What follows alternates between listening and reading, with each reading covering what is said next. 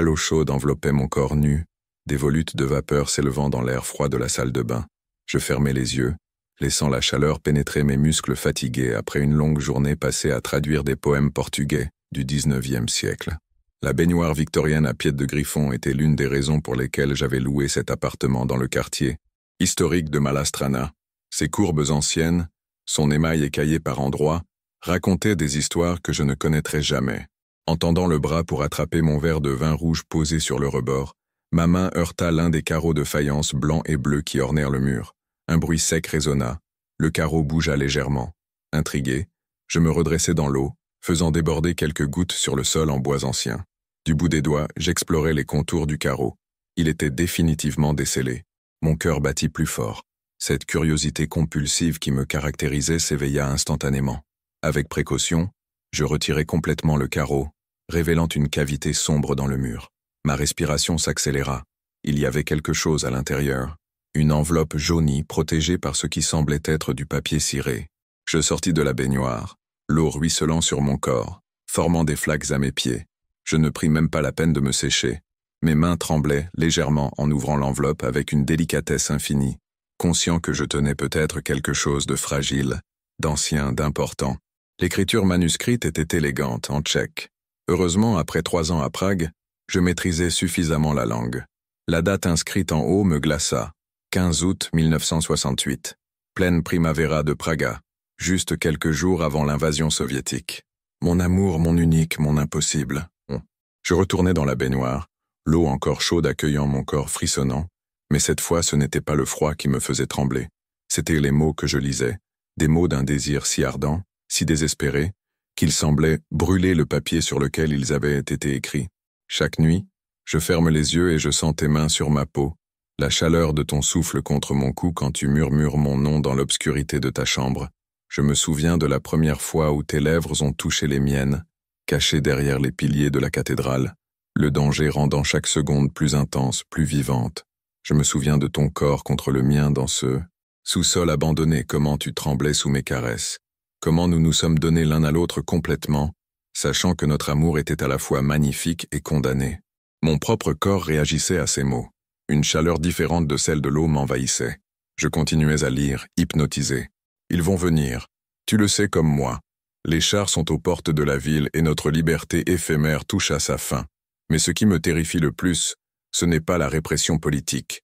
C'est la pensée de ne plus jamais sentir tes mains dans mes cheveux, de ne plus jamais entendre ton rire quand nous nous réveillons ensemble dans notre refuge secret. Ils peuvent nous prendre notre liberté, mais ils ne pourront jamais effacer ce que nous avons partagé. Ces moments volés sont gravés dans mon âme. Une larme roula sur ma joue, se mêlant à l'eau du bain. Comment était-ce possible de ressentir une telle connexion avec des mots écrits, il y a plus de 50 ans?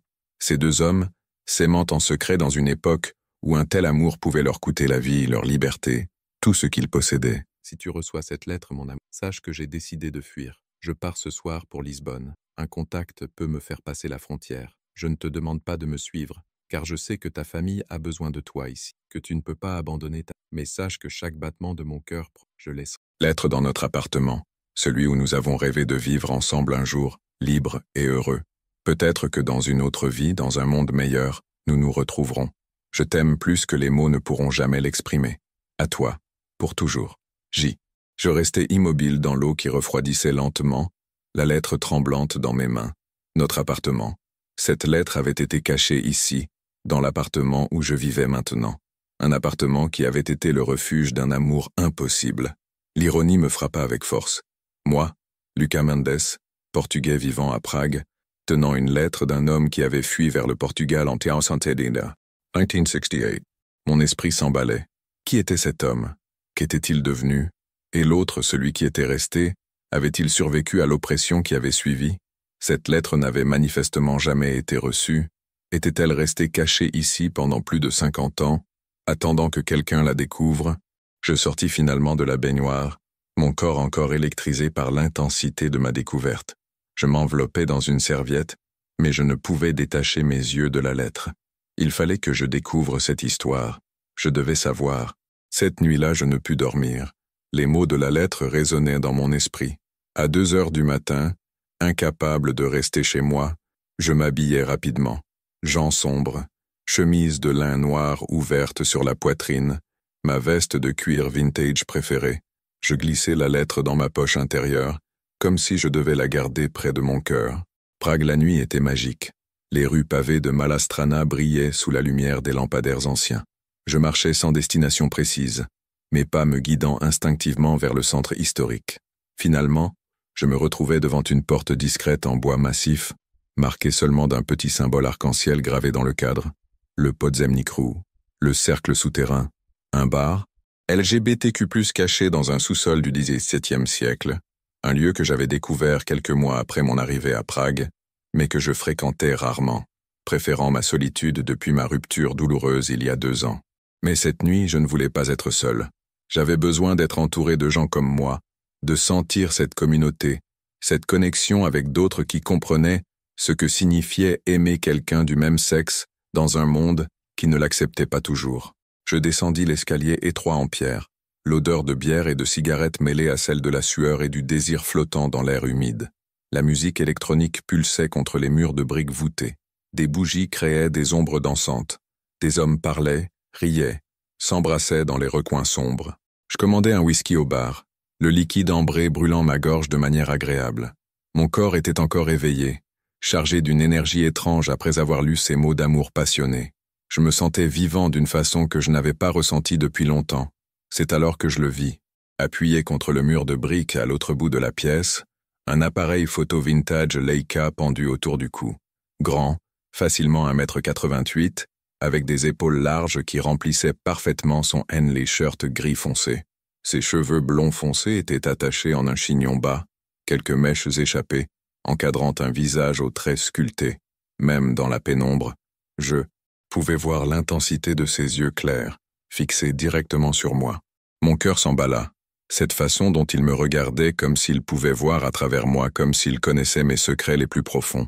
Je détournai le regard, mal à l'aise, prenant une autre gorgée de whisky, mais je pouvais sentir son regard sur ma peau comme une caresse physique. Quand je relevai les yeux, il s'était rapproché, beaucoup plus proche. Il était maintenant à seulement quelques mètres de moi, son corps imposant créant une présence impossible à ignorer. Il y avait quelque chose de dangereux dans la façon dont il me regardait, quelque chose de brut et de non filtré. « Tu es nouveau ici ?» dit-il en tchèque, sa voix grave résonnant malgré la musique.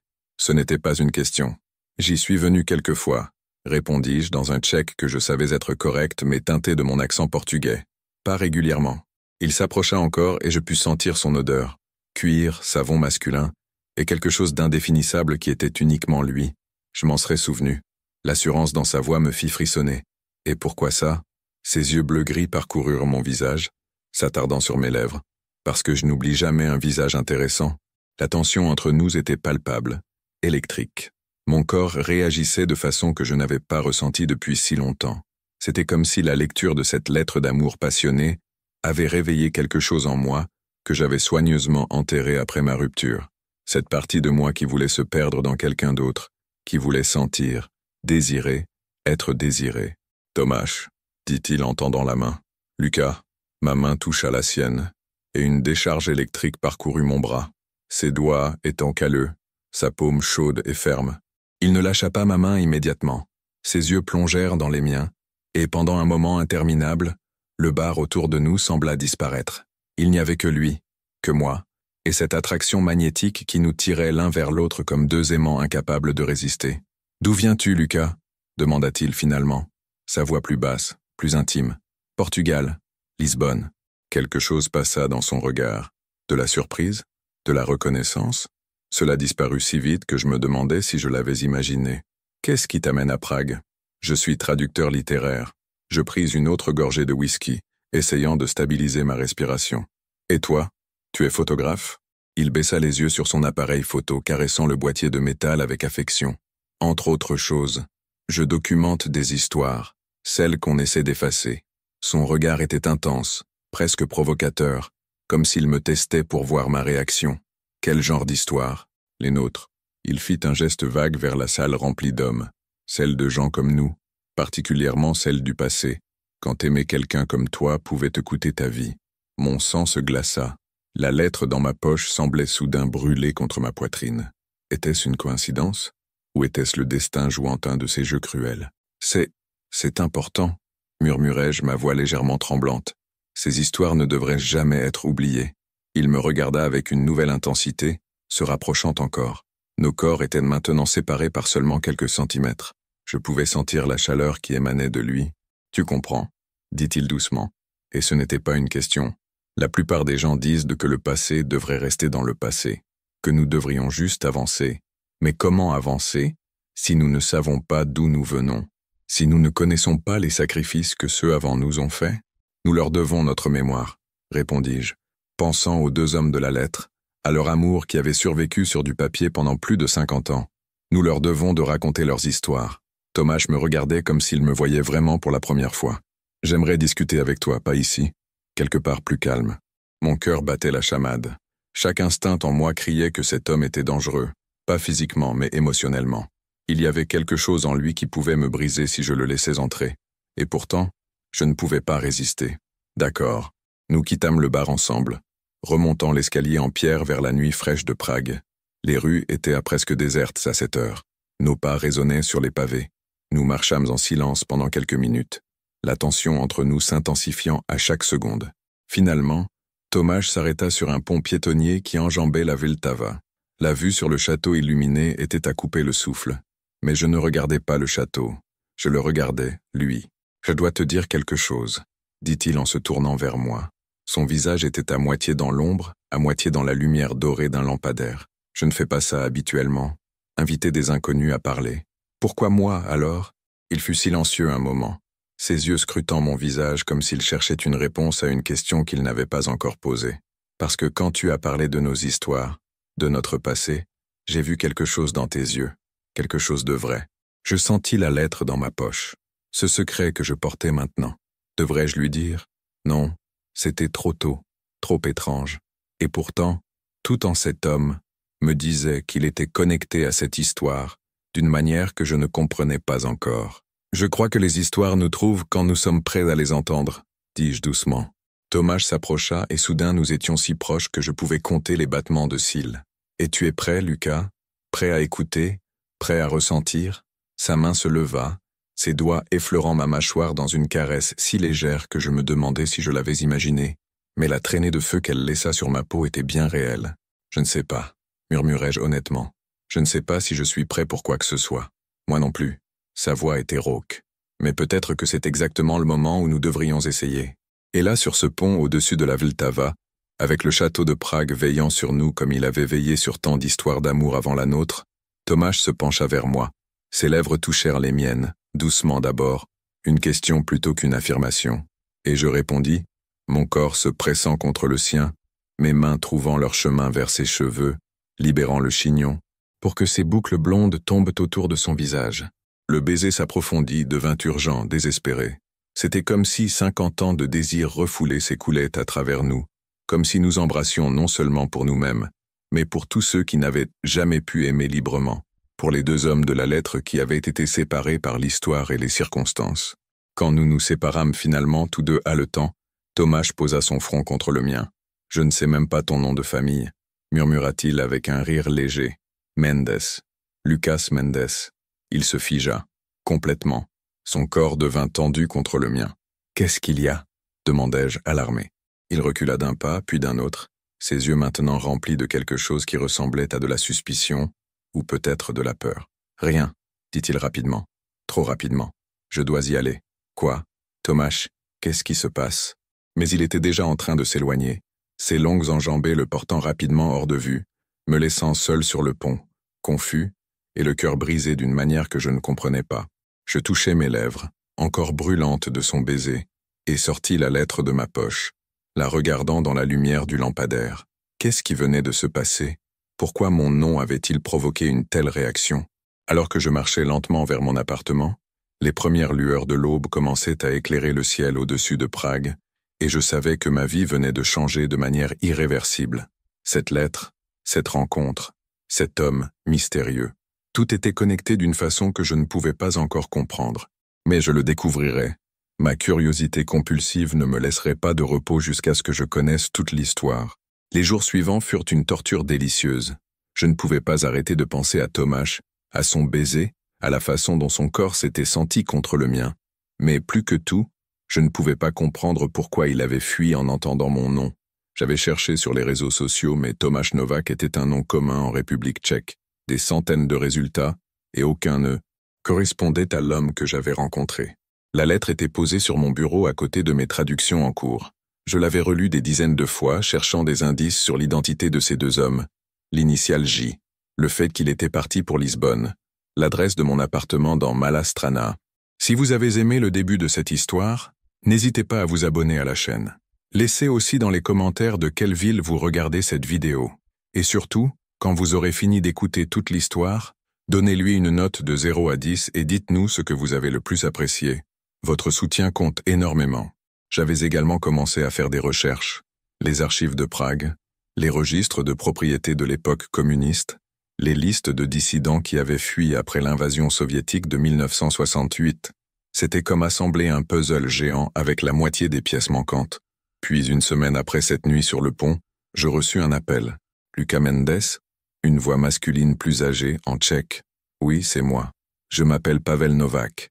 J'ai entendu dire que vous faisiez des recherches sur un certain appartement dans Malá celui qui appartenait autrefois à ma famille. Mon sang se glaça. Novák, le même nom de famille que Tomáš. Oui, j'habite dans cet appartement. J'ai trouvé quelque chose qui pourrait appartenir à votre famille. Un silence. Puis, pouvons-nous nous rencontrer? Demain? Bien sûr. Où? Il me donna l'adresse d'un café dans le centre historique, un lieu tranquille près de la place de la vieille ville. Nous convînmes de nous retrouver le lendemain après-midi. Cette nuit-là, je dormis à peine, mon esprit tournant en rond autour des possibilités. Qui était Pavel Novák? Était-il lié à Tomáš?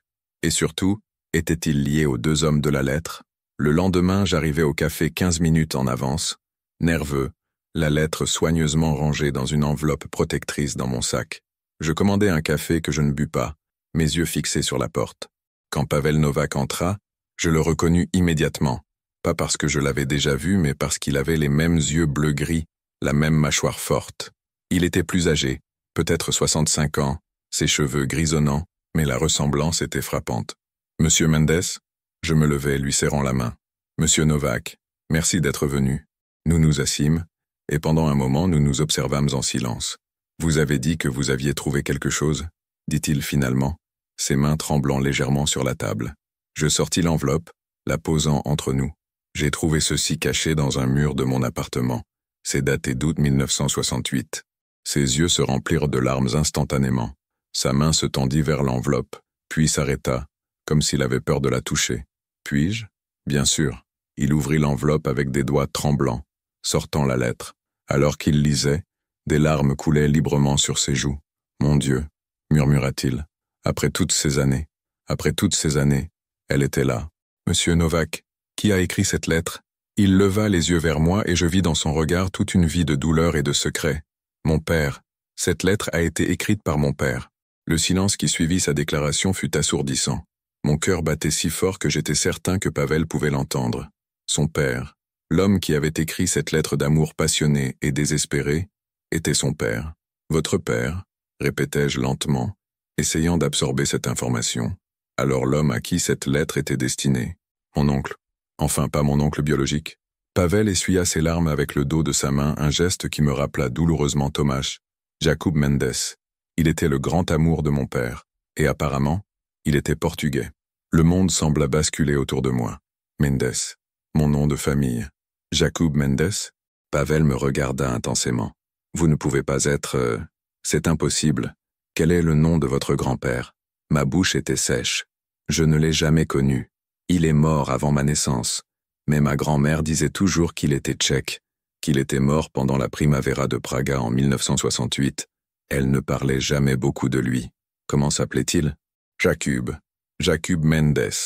Pavel se leva brusquement, sa chaise raclant bruyamment le sol du café. Les autres clients se tournèrent vers nous, mais je ne les voyais pas. Je ne voyais que cet homme qui tenait dans ses mains la preuve que nos familles étaient liées par un amour secret vieux, de plus de 50 ans. « Il n'est pas mort », dit Pavel d'une voix tremblante. « Votre grand-père n'est pas mort en 1968. Il a fui. Mon père l'a aidé à quitter Prague avant l'invasion soviétique. Je me levai aussi, mes jambes tremblant sous moi. « Quoi? Mon père, Antonín Novák, et votre grand-père étaient amants depuis 1965. Ils se cachaient, évidemment. L'homosexualité était réprimée, dangereuse. Ils avaient trouvé cet appartement dans Malastrana, un lieu où ils pouvaient être eux-mêmes, où ils pouvaient s'aimer sans crainte. Mais en août 1968, quand les chars sont arrivés, mon père savait que la répression allait être terrible. Il a supplié Jakub de fuir. Il avait des contacts, des gens qui pouvaient le faire sortir du pays. Mais votre père, pourquoi n'est-il pas parti avec lui? Pavel se rassit lourdement, son visage marqué par une douleur ancienne. Ma mère, elle était enceinte de moi. Mon père s'est marié avec elle dans la panique, pour créer une couverture, pour paraître normal aux yeux du régime. Il aimait Jakub plus que tout, mais il ne pouvait pas abandonner ma mère enceinte et sans protection. Alors il est resté, et il a regardé l'homme qu'il aimait partir, pour toujours. Des larmes coulaient en maintenant sur mes joues. Toute ma vie, j'avais cru que mon grand-père était un héros mort pour la liberté, mais la vérité était tellement plus complexe, tellement plus douloureuse. Cette lettre, continua Pavel en la tenant contre sa poitrine, mon père l'a écrite la nuit avant le départ de Jakub. Il devait la lui remettre, mais dans la confusion de l'évacuation, il l'a cachée dans le mur de l'appartement, pensant revenir la chercher. Mais il n'est jamais retourné là-bas. L'appartement a été confisqué par l'État quelques jours plus tard. Mon père a passé le reste de sa vie à regretter de ne jamais avoir dit au revoir correctement. Votre père, il est encore vivant? Pavel secoua la tête. Il est mort il y a 3 ans. Cancer. Dans ces derniers jours, il parlait constamment de Jakub, de l'appartement, de cette dernière nuit ensemble. Il est mort avec ce regret dans le cœur.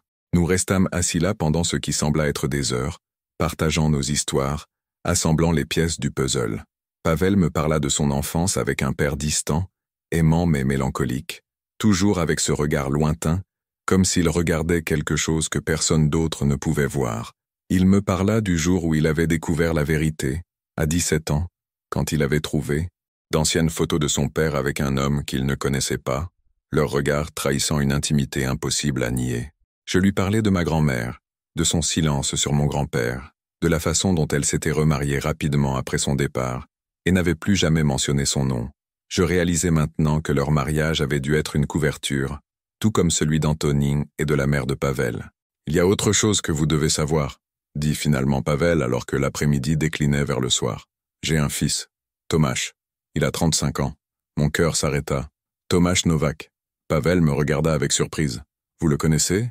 Nous nous sommes rencontrés, il y a 1 semaine. Je ne mentionnais pas le baiser, la connexion instantanée, la façon dont il avait fui en entendant mon nom. Maintenant, je comprenais pourquoi.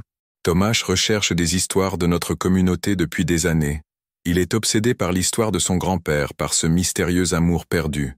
Quand mon père est mort, Tomáš a juré de découvrir ce qui était arrivé à Jakub. Il a cherché dans les archives, les vieux journaux, les registres d'immigration. Il me cherchait, murmurai-je, la réalisation me frappant comme un coup de poing. C'est pour ça qu'il était au bar cette nuit-là. C'est pour ça qu'il a réagi comme ça quand j'ai dit mon nom. Pavel hocha la tête lentement. Il doit avoir découvert que vous viviez dans l'appartement. Tomáš il est intense quand il s'agit de ces histoires. Elle compte tout pour lui. Je me levai, mon esprit tournant à 100 à l'heure. Je dois lui parler. Où puis-je le trouver? Il a un studio de photographie dans Žižkov. Mais Lucas, vous devez comprendre.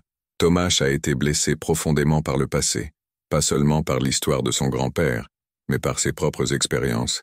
Il ne fait pas facilement confiance. J'ai besoin de le voir. S'il vous plaît, donnez-moi son adresse.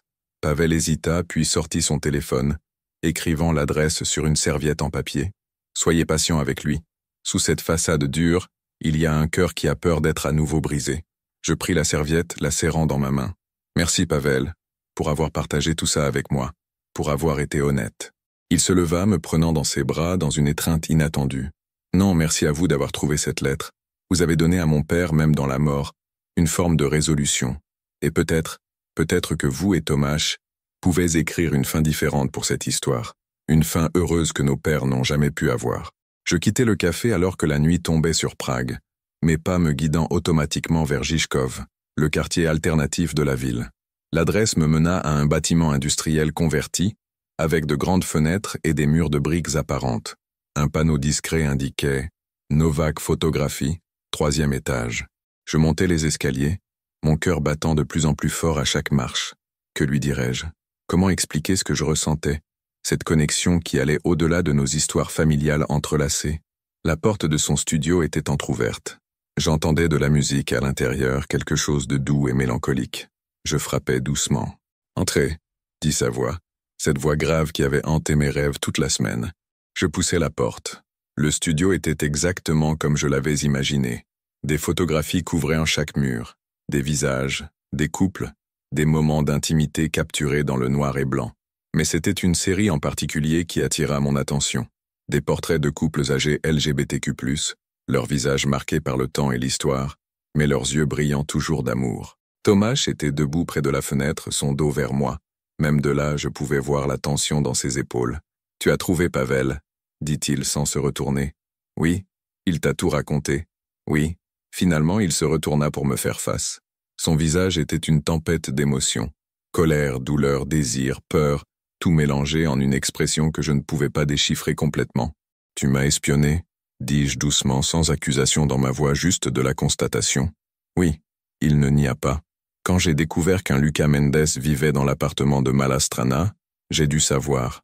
J'ai dû savoir si tu étais lié à Jakub, si tu connaissais l'histoire. Et le bar, notre rencontre? Il passa une main dans ses cheveux, défaisant complètement son chignon, les boucles blondes tombant autour de son visage. Je t'y ai suivi. Je voulais juste te voir, comprendre qui tu étais. Mais quand je t'ai vu là-bas, quand j'ai vu la façon dont tu regardais les gens, cette compréhension dans tes yeux, cette douceur, je n'ai pas pu résister. Le baiser, murmurai-je. C'était réel? Ou juste une manipulation? Il traversa la pièce en 3 grandes enjambées, se tenant maintenant à quelques centimètres de moi, son regard intense brûlant dans le mien. Ce baiser était la chose la plus réelle que j'ai ressentie depuis des années. Et c'est exactement ce qui m'a terrifié. Pourquoi? Parce que comment puis-je savoir ce qui est réel? L'attraction entre nous, ou juste l'écho de nos grands-pères? Sommes-nous attirés l'un par l'autre, ou essayons-nous simplement de terminer une histoire qui n'était pas la nôtre? Je levai ma main, touchant sa joue avec hésitation. Il ferma les yeux à ce contact, se penchant légèrement dans ma paume. « Je ne sais pas, » dis-je honnêtement. « Je ne sais pas où commence notre histoire et où finit la leur. Mais je sais que quand je t'ai vu cette nuit-là, avant de savoir quoi que ce soit sur nos familles, mon cœur a su que tu étais important. Je ne peux pas expliquer ça. Peut-être que c'est le destin, peut-être que c'est juste de la chimie, ou peut-être que c'est les deux. » Il ouvrit les yeux, et je vis des larmes non versées y briller. « J'ai tellement peur de te laisser entrer. Moi aussi. J'ai été trahi avant. Moi aussi. Je ne sais pas comment faire confiance. Moi non plus. » Nous nous regardâmes, 2 hommes brisés par nos propres histoires, portant le poids des histoires de nos familles, et pourtant incapables de résister à cette force gravitationnelle qui nous tirait l'un vers l'autre. « Alors que faisons-nous » demanda-t-il finalement, sa voix rauque d'émotion. « Nous essayons. » Je me rapprochais, mes lèvres maintenant à quelques millimètres des siennes. Nous essayons d'être courageux comme nos grands-pères l'ont été. Nous essayons de nous donner une chance, même si ça fait peur, même si ça pourrait nous briser. Parce que l'alternative, c'est de passer le reste de nos vies à nous demander ce qui aurait pu être. Tu rends ça si simple. Ce n'est pas simple. Rien de cela n'est simple. Mais peut-être que ça vaut la peine d'être compliqué. Tomáš leva sa main, ses doigts s'en mêlant dans mes cheveux, et cette fois, quand il m'embrassa, ce n'était pas désespéré ou urgent. C'était doux, tendre, une promesse plutôt qu'une question. Je m'enfonçais dans lui, mes bras s'enroulant autour de sa taille, sentant les muscles fermes de son dos sous ma paume. Nous nous embrassâmes jusqu'à ce que respirer devienne nécessaire, puis nous nous séparâmes juste assez pour presser nos fronts ensemble, nos respirations se mêlant. « Montre-moi », murmurai-je. « Montre-moi tes photographies. Montre-moi ces histoires que tu as documentées. » Tomáš me prit la main, m'emmenant à travers son studio. Il me montra des années de travail, des portraits de couples qui avaient survécu aux pires répressions, des hommes et des femmes qui avaient aimé en secret pendant des décennies, des familles reconstituées après des années de séparation forcée. Chaque photographie racontait une histoire de résilience, d'amour qui refusait de mourir, malgré tous les obstacles. « C'est magnifique, » dis-je, ma voix pleine d'émotion. « Tu donnes une voix à ceux qui n'en ont jamais eu une. » J'essaie. Il se tenait derrière moi, ses bras enroulés autour de ma taille, son menton reposant sur mon épaule. Mon grand-père est mort sans jamais revoir l'homme qu'il aimait. Je refuse de laisser ces histoires disparaître. Je refuse de laisser leur sacrifice être oublié. Je me retournai dans ses bras, le regardant. Et si nous pouvions trouver Jakub? Et si mon grand-père était encore vivant? Les yeux de Tomáš s'élargirent. Tu penses que c'est possible? Pavel a dit qu'Antonine parlait de Jakub jusqu'à son dernier souffle. S'il était mort, ne l'aurait-il pas su d'une façon ou d'une autre? Il aurait 94 ans maintenant. Ma grand-mère ne m'a jamais montré de certificat de décès. Elle disait juste qu'il était mort. Et si c'était un mensonge? Et s'il était quelque part au Portugal, vivant encore?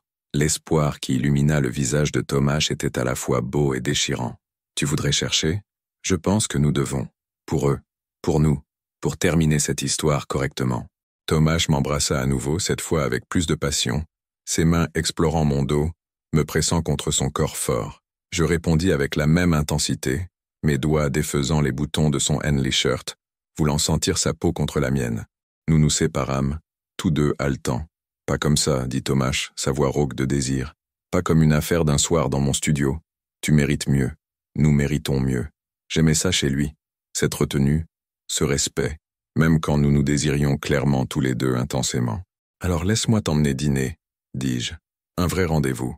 Pas de secret, pas de mensonge.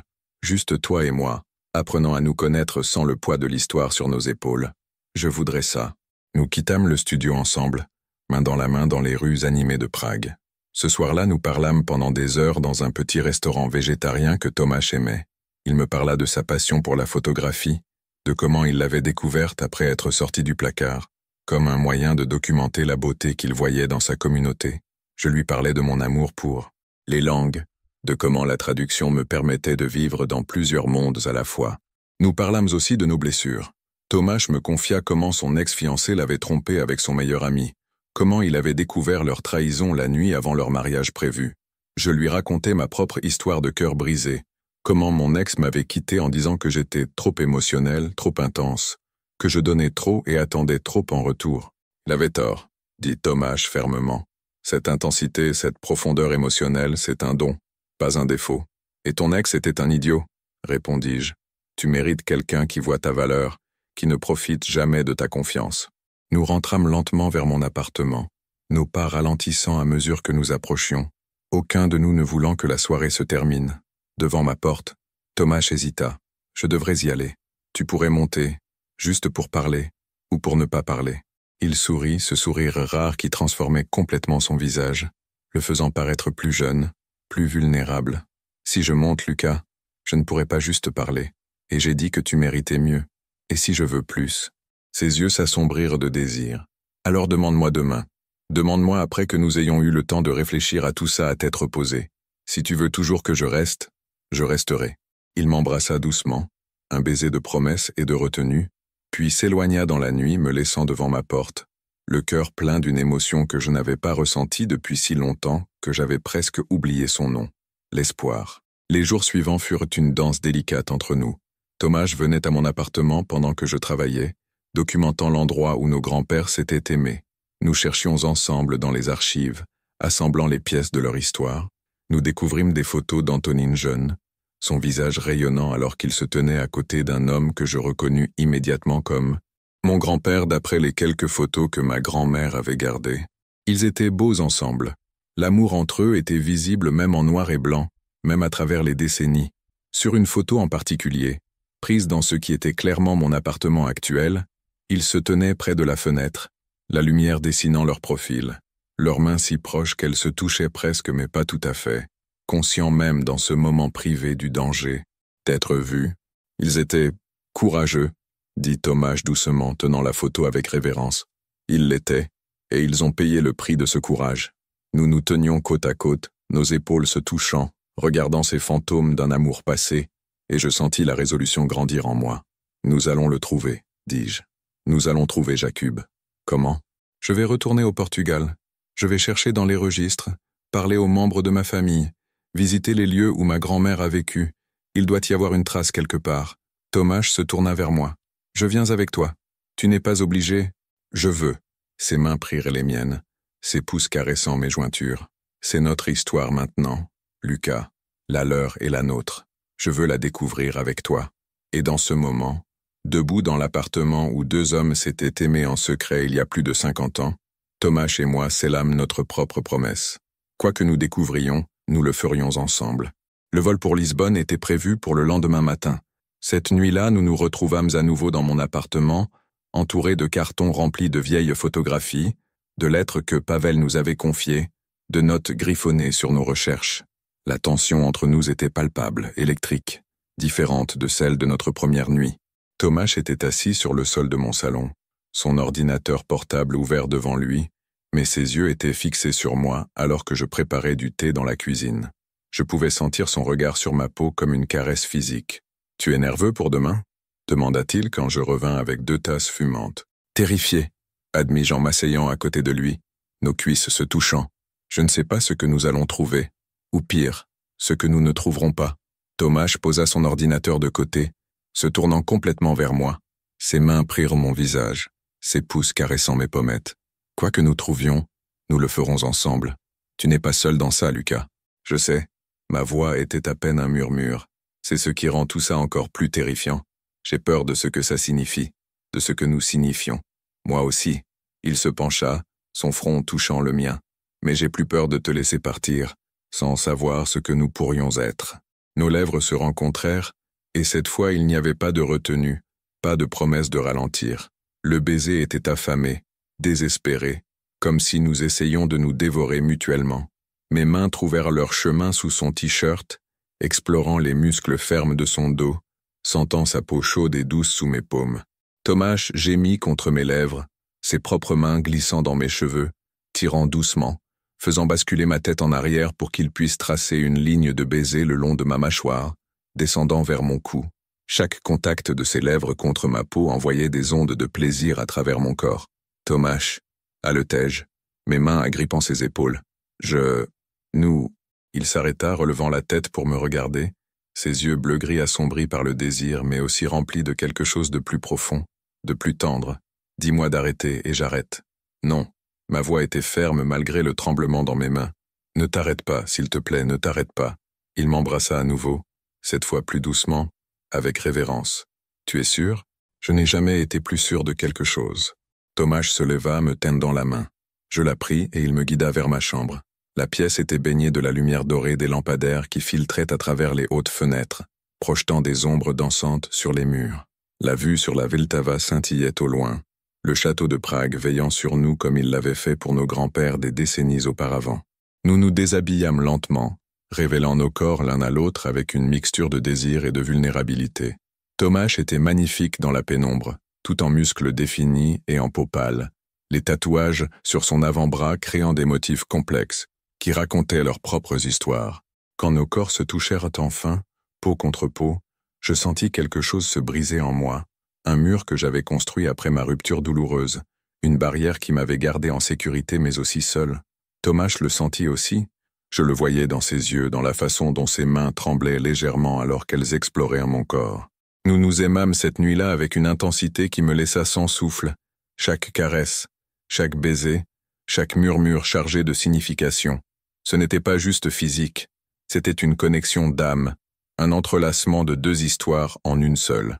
Nous étions nous-mêmes, Lucas et Tomáš, mais nous étions aussi l'écho de Jakub et Antonin, terminant une histoire qui avait été interrompue trop tôt. Après, nous restâmes allongés enchevêtrés dans mes draps, la sueur refroidissant sur nos peaux, nos respirations se calmant progressivement. Tomáš traçait des motifs paresseux sur mon dos, ses doigts suivant les courbes de mes omoplates. « Reste avec moi cette nuit », murmurai-je contre sa poitrine. « Je ne veux pas être seul. Je ne vais nulle part. » Il embrassa le sommet de ma tête. Plus jamais. C'était une promesse trop grande, trop rapide, mais dans ce moment, enveloppée dans la chaleur l'un de l'autre et dans le poids de nos histoires partagées, elle semblait juste. Le lendemain matin, nous nous envolâmes pour Lisbonne. Le vol fut long, mais je passais la plupart du temps la tête appuyée sur l'épaule de Tomáš, nos doigts entrelacés sur l'accoudoir entre nous. Il avait apporté son appareil photo, prenant des photos discrètes de moi quand il pensait que je ne regardais pas, capturant des moments de réflexion, d'anticipation, d'espoir. Lisbonne me frappa toujours avec sa beauté chaotique, les collines abruptes, les tramways jaunes grinçant dans les rues étroites, les façades de tuiles azuléjo colorées, l'odeur de la morue grillée et des pastilles de nata flottant dans l'air salé. C'était chez moi, mais ça ne l'avait jamais vraiment été. J'avais toujours senti que quelque chose manquait, comme si une partie de mon histoire avait été effacée. Maintenant je savais pourquoi. Nous nous installâmes dans un petit hôtel à Alfama, le quartier historique où ma grand-mère avait vécu. Notre chambre avait un balcon qui donnait sur le Tage, et nous passâmes la première soirée là, planifiant notre stratégie. Ma grand-mère est morte il y a 5 ans, expliquai-je, montrant à Thomas une photo d'elle que j'avais sur mon téléphone. Mais elle a une sœur, ma grand-tante Teresa. Elle vit toujours dans l'ancienne maison familiale à Belém. Si quelqu'un sait quelque chose sur Jakub, ce serait elle. Tu penses qu'elle acceptera de parler? Je ne sais pas. Ma famille est très privée sur certaines choses.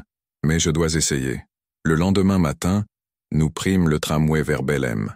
La maison de tante Teresa était une vieille bâtisse aux murs blanchis à la chaux, avec un toit de tuiles rouges, caché dans une ruelle tranquille près du monastère des Géronimos.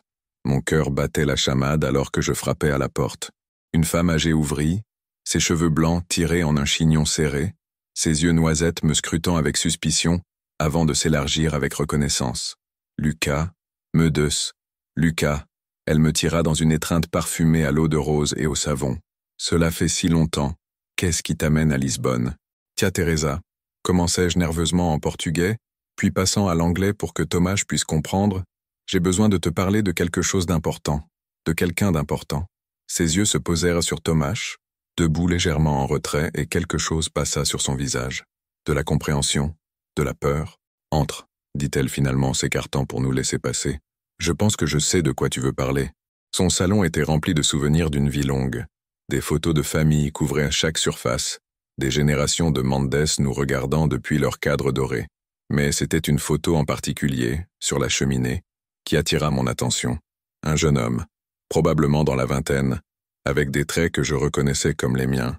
Jakub, tu le savais, dis-je doucement, me tournant vers ma tante. Tu as toujours su qu'il était vivant. Teresa soupira, se laissant tomber dans un fauteuil usé. Assieds-toi, les garçons. Cette histoire est longue, et pas facile à raconter. Nous nous assîmes, Thomas prenant ma main dans la sienne pour me donner du courage. Teresa nous regarda longuement, ses yeux s'attardant sur nos mains jointes, et un sourire triste toucha ses lèvres. Jakub est mon frère aîné, commença-t-elle. Il était brillant, sensible, différent. Même enfant, nous savions tous qu'il n'était pas comme les autres garçons. Mais dans le Portugal de Salazar, ces choses ne se disaient pas, ne se montraient pas. Alors Jakub a fui. Il est allé à Prague pour étudier, et c'est là qu'il a rencontré Antonine. Ma gorge se serra en entendant le nom du grand-père de Thomas. Ils se sont aimés pendant 3 ans. Jakub m'écrivait des lettres me parlant de cet homme merveilleux, de comment ils rêvaient d'un avenir ensemble. Mais puis les soviétiques sont venus, et Antonine l'a supplié de fuir. Jakub est revenu au Portugal le cœur brisé. Mais ma grand-mère, commençai-je. Maria était notre cousine. Elle avait toujours été amoureuse de Jakub depuis l'enfance. Quand il est revenu de Prague détruit, notre famille a vu une opportunité. Ils l'ont convaincu de l'épouser, de créer une vie normale, d'oublier Prague et tout ce qui s'y était passé. Les larmes coulaient librement sur mes joues maintenant. Il a accepté? Il n'avait pas le choix. Ou du moins c'est ce qu'il croyait. Ils se sont mariés, ont eu ton père. Mais Jakub n'a jamais été vraiment présent. Il était comme un fantôme vivant dans sa propre vie. Maria le savait, elle a toujours su, mais elle l'aimait assez pour ne jamais le forcer à être quelque chose qu'il n'était pas. Où est-il maintenant? La voix de Thomas était tendue, pleine d'émotion. Teresa nous regarda tous les deux, et je vis des larmes dans ses yeux aussi. Il est parti il y a 20 ans, après la mort de Maria, après que ton père soit devenu adulte et indépendant. Jakub a finalement choisi de vivre sa vérité. Il a quitté Lisbonne. Mon cœur se serra. Il est mort? Non. Un sourire étrange, presque heureux, toucha les lèvres de Teresa. Il vit dans un petit village dans le nord, près de la frontière espagnole. Valença. Il a une petite maison près de la rivière. Il peint maintenant. Des paysages, principalement de Prague de mémoire. Il dit que c'est sa façon de rester connecté à l'homme qu'il a aimé. Le soulagement qui me traversa était si intense que je dus me retenir au bras du canapé. Il est vivant. Il est vraiment vivant. Oui. Teresa se leva, allant vers un vieux secrétaire dans le coin de la pièce.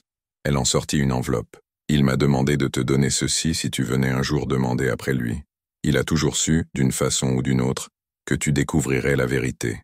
Mes mains tremblaient en ouvrant l'enveloppe. À l'intérieur, il y avait une lettre manuscrite en portugais et une photo.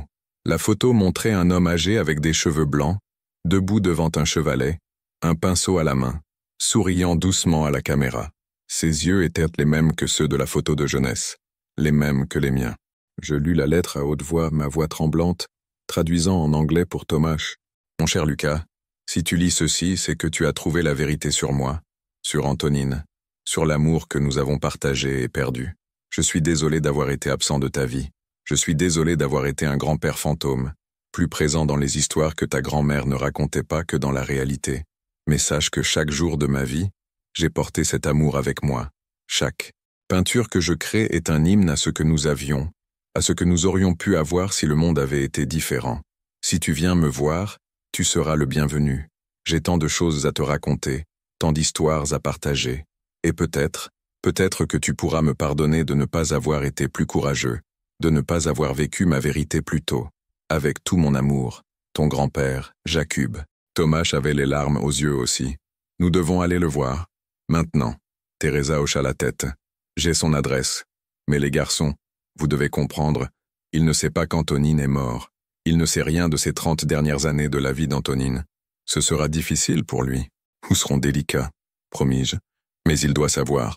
Il doit savoir qu'Antonine ne l'a jamais oublié, qu'il a pensé à lui jusqu'à son dernier souffle. Nous passâmes le reste de la journée avec Teresa, écoutant des histoires sur Jakub jeune, sur la famille, sur les secrets que chaque génération porte. Elle nous montra d'autres photos, des lettres, des souvenirs. Et pour la première fois, je sentis que je comprenais vraiment d'où je venais, qui j'étais. En fin d'après-midi, alors que nous nous préparions à partir, Teresa m'arrêta à la porte. Elle regarda Tomáš puis moi, puis nos mains encore entrelacées. « Vous deux, dit-elle doucement, vous avez une chance que Jakub et Antonine n'ont jamais eue. Le monde est différent maintenant. Pas parfait, loin de là, mais différent. N'oubliez jamais leur sacrifice. Mais ne laissez pas leur tragédie devenir la vôtre. Vous pouvez avoir ce qu'ils n'ont jamais pu avoir. Une vie ensemble, ouvertement, fièrement. Nous essaierons, murmura Tomáš. Non, Teresa secoua la tête. N'essayez pas. Faites-le. Vivez pour eux. Aimez pour eux. C'est ce qu'ils auraient voulu. Cette nuit-là, dans notre chambre d'hôtel, Tomáš et moi fîmes l'amour avec une tendresse nouvelle, une appréciation plus profonde de ce que nous avions. Nous n'étions pas juste deux hommes qui s'attiraient, nous étions le produit de deux histoires d'amour, celle interrompue de nos grands-pères et la nôtre qui ne faisait que commencer. Le lendemain matin, nous louâmes une voiture et commençâmes le voyage vers le nord, vers Valença, vers Jakub, vers les réponses que nous cherchions. Le paysage portugais défilait par les fenêtres, des collines ondulantes couvertes de vignobles, des villages blanchis à la chaux accrochés au flanc des montagnes, des rivières scintillant sous le soleil.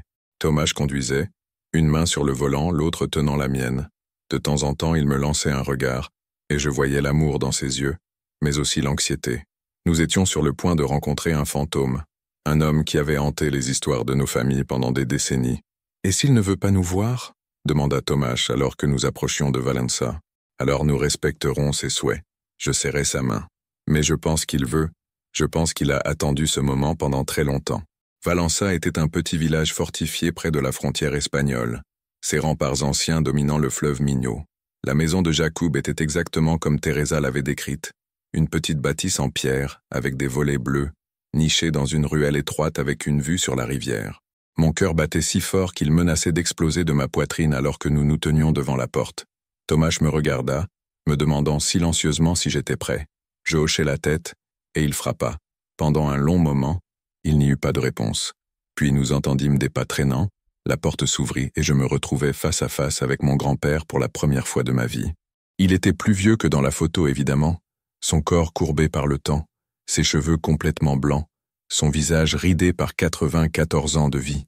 Mais ses yeux noisettes qui reflétaient les miens, étaient toujours clairs, toujours brillants d'intelligence et d'émotion. « Lucas ?» dit-il, et ce n'était pas une question. Il me connaissait, il m'avait toujours connu, d'une façon que je ne pouvais pas expliquer. « Avô » murmurai-je, le mot portugais pour grand-père sortant naturellement de mes lèvres. Ses yeux se remplirent de larmes, puis ils se déplacèrent vers Tomáš debout juste derrière moi et quelque chose d'incroyable se produisit. Son visage se transforma, les années semblant fondre alors qu'il regardait le jeune homme aux cheveux blonds, aux yeux bleu-gris à la mâchoire forte. « Antonine » murmura-t-il, sa voix brisée. « Mon Dieu, tu ressembles tellement à Antonine. » Tomáš s'avança, et je vis qu'il pleurait aussi. Je suis son petit-fils, Tomáš Novák.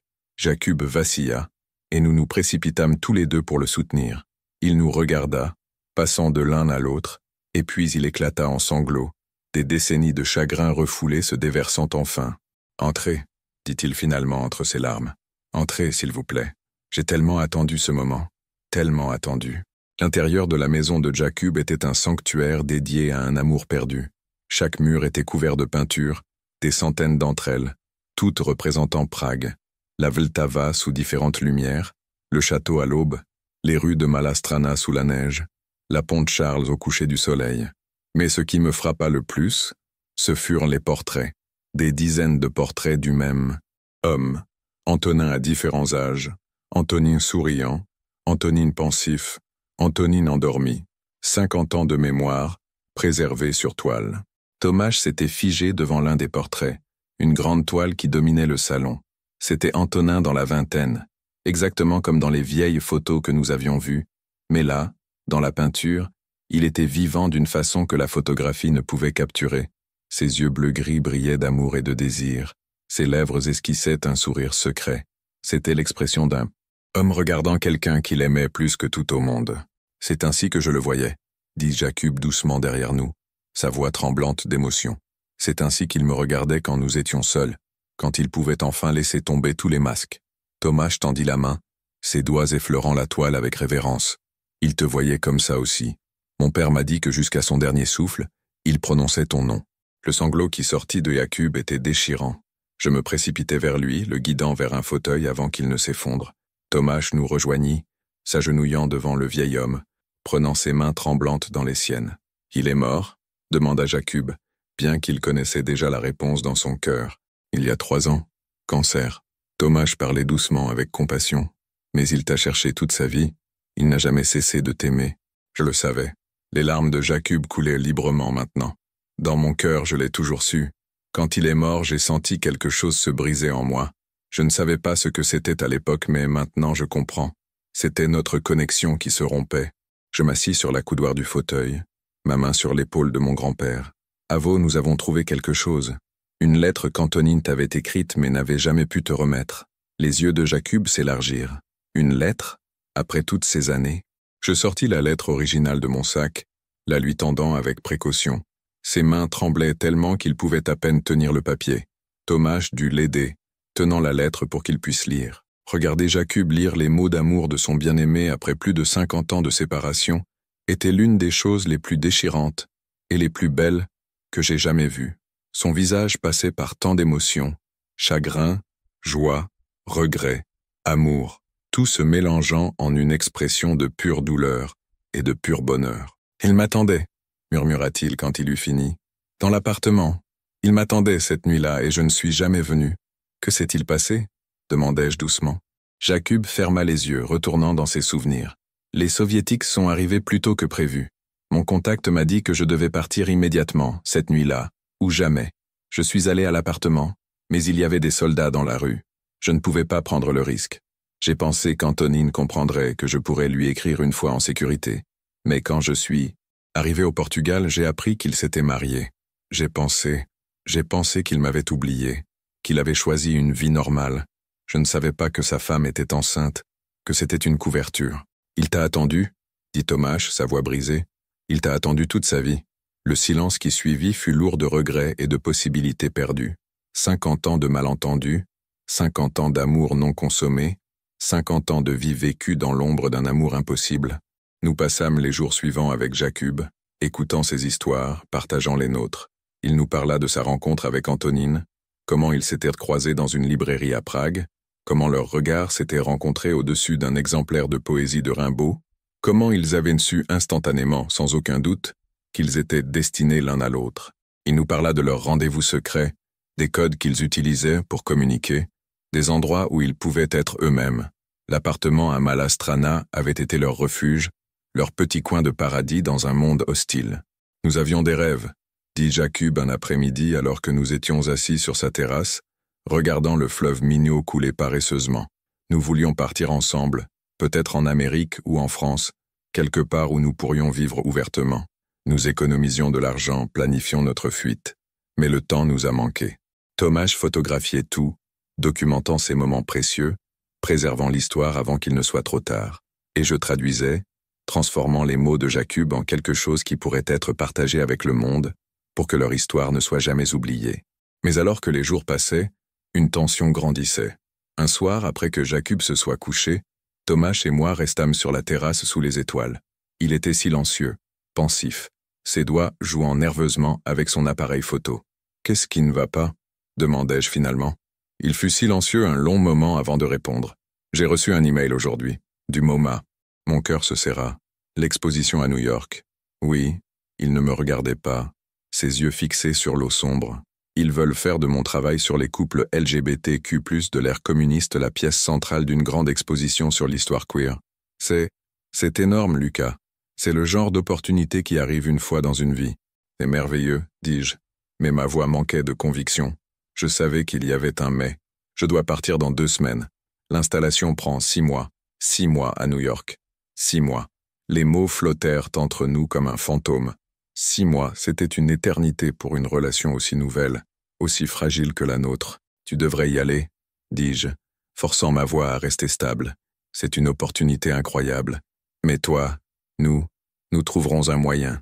Je pris sa main, serrant fort. Je ne vais pas te demander de choisir entre ta carrière et moi. Ce ne serait pas juste. Tomáš me regarda enfin, et je vis la peur dans ses yeux. Et si on ne survit pas à la distance? Et si 6 mois, c'est trop long? Alors nous n'étions pas assez forts pour commencer. Les mots me faisaient mal à dire, mais je savais qu'ils étaient vrais. Mais je pense que nous le sommes. Je pense que ce que nous avons vaut la peine de se battre. Il m'attira dans ses bras, me tenant contre lui comme s'il avait peur que je disparaisse. J'ai tellement peur de te perdre. Moi aussi. Mais nos grands-pères ont été séparés par la guerre et l'oppression. Nous sommes seulement séparés par l'océan. Nous avons la technologie, les avions, la possibilité de nous voir. Nous avons des chances qu'ils n'ont jamais eues. Mais même en disant ces mots, je sentais la peur grandir dans ma poitrine. 6 mois, c'était long. Trop long pour une relation qui avait à peine commencé. Le lendemain, tout devint encore plus compliqué. Mon téléphone sonna tôt le matin, un numéro international que je ne reconnaissais pas. Quand je répondis, une voix féminine professionnelle se présenta comme étant Sarah Morrison, éditrice chez Penguin Random House. « Monsieur Mendes, nous avons entendu parler de votre découverte, l'histoire d'amour de vos grands-pères pendant la Primavera de Praga. Nous serions très intéressés par l'acquisition des droits pour un livre. Nous parlons d'une avance substantielle, un contrat de plusieurs livres, une tournée de promotion internationale. Cette histoire pourrait toucher des millions de personnes. » Mon sang se glaça. Comment avez-vous entendu parler de ça? Un de vos contacts à Prague a mentionné le projet à un agent littéraire. Monsieur Mendes, c'est une opportunité extraordinaire. Nous pourrions publier d'ici 6 mois, si vous commencez à écrire maintenant. Après avoir raccroché, je restais assis sur le lit, étourdi. Tomáš sortait de la douche, une serviette nouée autour de la taille, ses cheveux mouillés tombant sur ses épaules. Qui était-ce? Je lui racontai. Son visage se ferma immédiatement. Tu leur as dit non, n'est-ce pas? Je n'ai rien dit. J'ai dit que j'avais besoin de réfléchir. Lucas, c'est la vie privée de nos familles. C'est l'histoire de mon grand-père, de ton grand-père. Nous ne pouvons pas simplement la vendre au plus offrant. Je sais ça. Ma voix était défensive maintenant. Mais pense à combien de personnes cela pourrait toucher. Combien de jeunes LGBTQ+, pourraient trouver de l'espoir dans leur histoire. À quel prix? Tomáš se tenait maintenant devant moi, la colère brillant dans ses yeux. Faire de leur amour un spectacle? Les exposer au monde entier? Mon grand-père est mort sans jamais avoir pu vivre ouvertement. Maintenant tu veux faire son coming out posthume? Ce n'est pas comme ça. C'est exactement comme ça. Il recula, passant une main dans ses cheveux mouillés. Tu es écrivain, Lucas. Je comprends que tu veuilles raconter cette histoire. Mais c'est ma famille aussi. J'ai mon mot à dire. Et que dis-tu? Je dis non. Absolument pas. La tension entre nous était palpable. C'était notre première vraie dispute, et elle coupait profondément parce qu'elle touchait à quelque chose de fondamental. Nos valeurs, nos priorités, notre vision de ce que signifiait honorer nos grands-pères. Demandons à Jakub, proposai-je finalement. C'est son histoire autant que la nôtre. Laissons-le décider. Tomáš hésita puis hocha la tête raide. D'accord. Nous trouvâmes Jakub dans son atelier, une petite pièce inondée de lumière au 2e étage de sa maison. Il était en train de peindre un nouveau portrait d'Anthony, cette fois basé sur une photo que Tomáš lui avait montrée de son grand-père dans la 50aine. Plus âgé mais toujours beau. Quand nous lui expliquâmes la situation, Jakub posa son pinceau, s'essuyant les mains sur un vieux chiffon. Il nous regarda tous les deux, voyant la tension entre nous, comprenant que c'était plus qu'une simple question d'édition. « Asseyez-vous » dit-il doucement. Nous nous assîmes, prudemment éloignés l'un de l'autre maintenant, la distance entre nous à la fois physique et émotionnelle. Quand Antonine et moi nous sommes aimés, commença Jakub, nous devions nous cacher. Chaque moment d'affection, chaque baiser, chaque nuit passée ensemble, tout devait être secret. Nous vivions dans la peur constante d'être découverts, arrêtés, battus, ou pire. Cette peur était une prison. Il se leva, marchant vers la fenêtre, regardant le fleuve en contrebas. Mais ce qui était pire que la peur, c'était le silence. Personne ne connaissait notre histoire. Quand nous avons été séparés, personne n'a compris ma douleur parce que personne ne savait que j'avais perdu l'amour de ma vie. J'ai dû porter ce chagrin seul, en secret pendant 50 ans. Il se retourna vers nous, des larmes dans ses yeux. Si raconter notre histoire peut éviter à ne serait-ce qu'une personne de vivre dans ce silence, si ça peut montrer à un jeune homme ou une jeune femme qu'ils ne sont pas seuls, que leur amour est valide et beau, alors je veux que cette histoire soit racontée. Mais Avo, commençai-je, les gens vont juger, ils vont commenter, critiquer, laissez-les. Sa voix était forte maintenant, résolue. J'ai 94 ans, je n'ai plus de temps pour la peur, et Antonine, même dans la mort, mérite d'être reconnue. Il mérite que le monde sache qu'il a aimé, et a été aimé profondément. Thomas avait les larmes aux yeux. Grand-père Jakub, êtes-vous sûr? Plus sûr que je ne l'ai jamais été de quoi que ce soit. Jakub vint vers nous, posant une main sur l'épaule de chacun. Mais à une condition, vous devez raconter l'histoire complètement, honnêtement, avec respect et amour. Pas comme un scandale ou une tragédie sensationnelle, mais comme ce qu'elle était vraiment. Deux hommes qui se sont trouvés dans un monde qui ne voulait pas les laisser, s'aimer, mais qui ont aimé quand même. Je regardais Thomas voyant le conflit dans ses yeux. Il ne voulait pas accepter, je le voyais, mais il respectait trop Jakub pour refuser. D'accord, dit-il finalement, sa voix tendue. Mais je veux être impliqué dans chaque décision, chaque mot, chaque photo. C'est mon grand-père aussi. Bien sûr, acceptai-je, même si je sentais déjà la complication que cela créerait. Ce soir-là, Thomas et moi ne nous parlâmes presque pas. Nous dormîmes dans le même lit, mais sans nous toucher. Un fossé émotionnel grandissant entre nous. Et quand je me réveillai au milieu de la nuit, je le trouvais debout près de la fenêtre, regardant les étoiles, son téléphone à la main, probablement en train de lire l'email du MoMA encore et encore. Les jours suivants furent tendus. Nous continuâmes à interviewer Jakub, mais maintenant chaque session était teintée de désaccords. Thomas voulait garder certains détails privés, je voulais tout inclure pour l'authenticité. Il voulait contrôler quelles photos seraient utilisées, je voulais la liberté créative. Nous nous disputions sur des détails qui, rétrospectivement, n'avaient pas vraiment d'importance. Mais à ce moment-là, chaque désaccord semblait monumental. « Tu ne comprends pas », dit Thomas lors d'une dispute particulièrement intense. « Ce ne sont pas juste des histoires pour toi, ce sont des personnes. C'est mon héritage. Et tu penses que ce n'est pas le mien ?» Je criais maintenant, frustré et blessé. Jakub est mon grand-père. Cette histoire fait partie de qui je suis. Alors peut-être que c'est le problème. Sa voix était froide maintenant, distante. Peut-être que nous sommes trop proches de tout ça. Peut-être que notre relation entière est juste basée sur cette histoire. Et une fois qu'elle sera racontée, il ne restera plus rien. Ces mots me coupèrent comme un couteau. Tu ne penses pas vraiment ça. Je ne sais pas ce que je pense. Il ramassa son appareil photo, sa veste. J'ai besoin d'air. Il sortit, me laissant seul dans la maison de Jakub, mon cœur brisé en morceaux. Était-il possible qu'il ait raison? Notre amour était-il réel? Ou juste l'écho de celui de nos grands-pères? Jakub me trouva pleurant sur la terrasse 1 heure plus tard. Il s'assit à côté de moi, ne disant rien pendant un long moment. Juste présent. Je l'ai gâché, murmurai-je finalement. J'ai gâché la seule bonne chose qui me soit arrivée depuis des années. Tu n'as rien gâché. La voix de Jakub était douce, sage. Vous traversez tous les deux quelque chose de difficile. Vous essayez de naviguer votre propre relation tout en portant le poids de la nôtre. Ce n'est pas facile. Comment avez-vous fait, vous et Antonine? Comment avez-vous géré tous les obstacles? Nous ne l'avons pas fait. Son rire était triste. Nous avons été séparés, Lucas. Nous avons échoué. Mais vous vous êtes aimés jusqu'à la fin. Oui, parce que même quand tout le reste échouait, cet amour était réel. Il prit ma main. Si ce que vous avez avec Thomas est réel, ça survivra à cette tempête. Mais vous devez tous les deux décider si vous êtes prêts à vous battre pour ça. Quand Thomas rentra tard dans la nuit, je l'attendais. Nous nous regardâmes pendant un long moment, et puis, comme si un barrage se brisait, nous nous précipitâmes l'un vers l'autre. Le baiser était désespéré, salé de larmes, rempli de regrets et de besoins. « Je suis désolé », murmurâmes-nous en même temps, et puis nous rîmes à travers nos larmes. « Je ne veux pas te perdre », dit Thomas contre mes lèvres. « Même si je dois aller à New York, même si tu écris ce livre, même si tout devient compliqué, je ne veux pas te perdre. Alors ne me perds pas. » Je l'embrassai encore. « Battons-nous pour ça. Battons-nous pour nous. » Nous fîmes l'amour cette nuit-là avec une nouvelle urgence, comme si nous essayions d'imprimer nos corps dans la mémoire l'un de l'autre, sachant que bientôt nous serions séparés par l'océan. Et quand nous nous endormîmes enfin, enchevêtrés, épuisés, je savais que même si le chemin devant nous serait difficile, nous avions fait le choix de le parcourir ensemble. Le lendemain, nous reçûmes un appel de Pavel, le père de Tomáš. Sa voix était tendue, urgente. « Vous devez rentrer à Prague. Immédiatement. L'appartement est en danger. » Le vol de retour à Prague fut un cauchemar d'anxiété. Pavel avait été vague au téléphone, disant seulement que l'appartement de Malastrana était menacé d'expulsion immédiate, qu'il y avait des problèmes avec les titres de propriété datant de l'ère communiste, que quelqu'un revendiquait la propriété. Nous n'avions pas eu le temps de dire au revoir correctement à Jakub.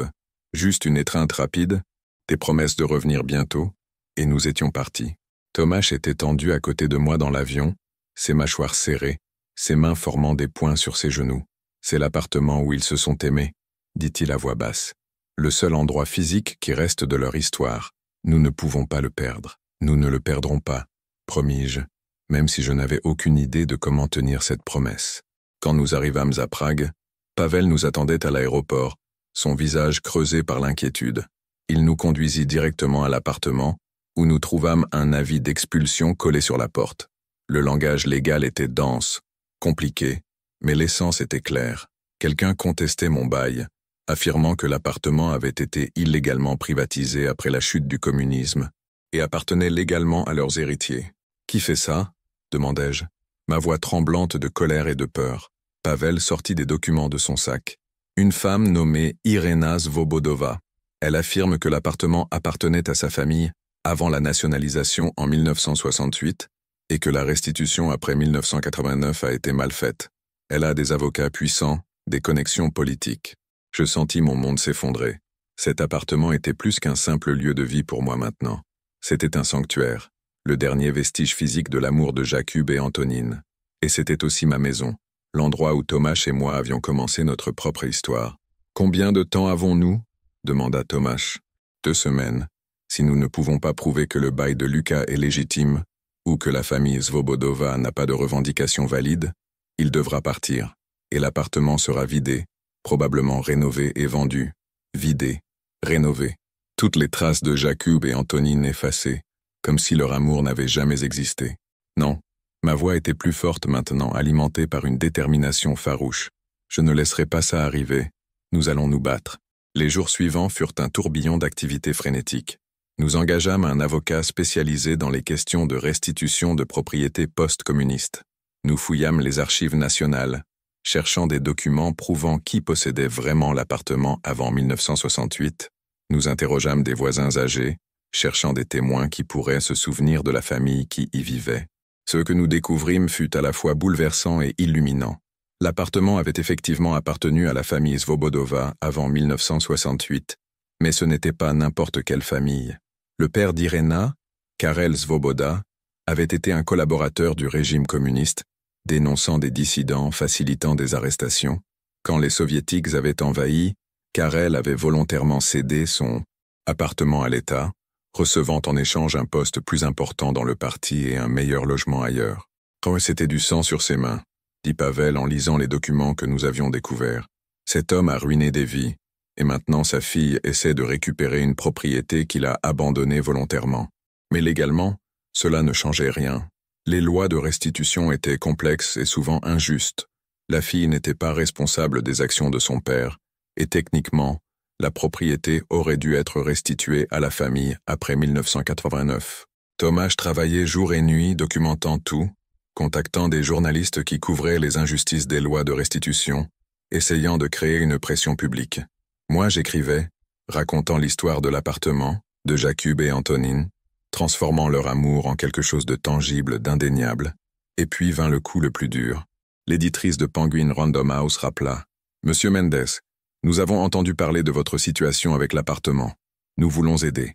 Nous sommes prêts à avancer une partie de votre avance immédiatement pour couvrir les frais juridiques. Mais nous avons besoin d'un engagement ferme. Le contrat doit être signé cette semaine. C'était la solution à tous nos problèmes. L'argent pour sauver l'appartement, la plateforme pour raconter l'histoire de nos grands-pères, la sécurité financière dont j'avais besoin. Tout ce que je devais faire était signé. Mais quand j'en parlais à Tomáš, son visage se ferma immédiatement. Donc tu vas exploiter leur histoire pour de l'argent? Ce n'est pas de l'exploitation, c'est exactement ce que c'est. Il se leva du canapé où nous étions assis, commençant à faire les 100 pas.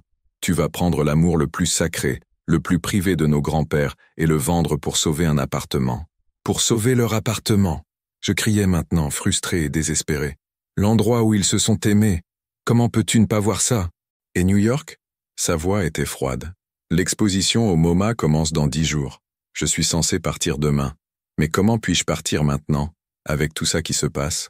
Comment puis-je te laisser gérer ça seul? Tu dois y aller. Les mots me faisaient mal à prononcer. C'est ta carrière. Et si je choisis de rester? Si je mets ma carrière de côté pour t'aider à sauver cet appartement? Vas-tu faire la même chose? Vas-tu refuser le contrat de livre? Le silence entre nous était assourdissant. Nous étions à un carrefour, chacun nous demandant de faire un sacrifice que nous n'étions pas sûrs de pouvoir faire. Je ne peux pas, murmurai-je finalement. Je ne peux pas refuser. C'est ma seule chance de sauver l'appartement. Et je ne peux pas rester. Sa voix se brisa. Si je rate cette exposition, je ne récupérerai jamais cette opportunité. Nous nous regardâmes, et je vis notre avenir s'effriter. Toutes nos promesses de nous battre pour nous, de rendre notre relation prioritaire, s'évaporaient face à la réalité de nos choix. Alors c'est fini, dit Tomáš, et ce n'était pas une question. Non, je me levai, allant vers lui, prenant son visage dans mes mains.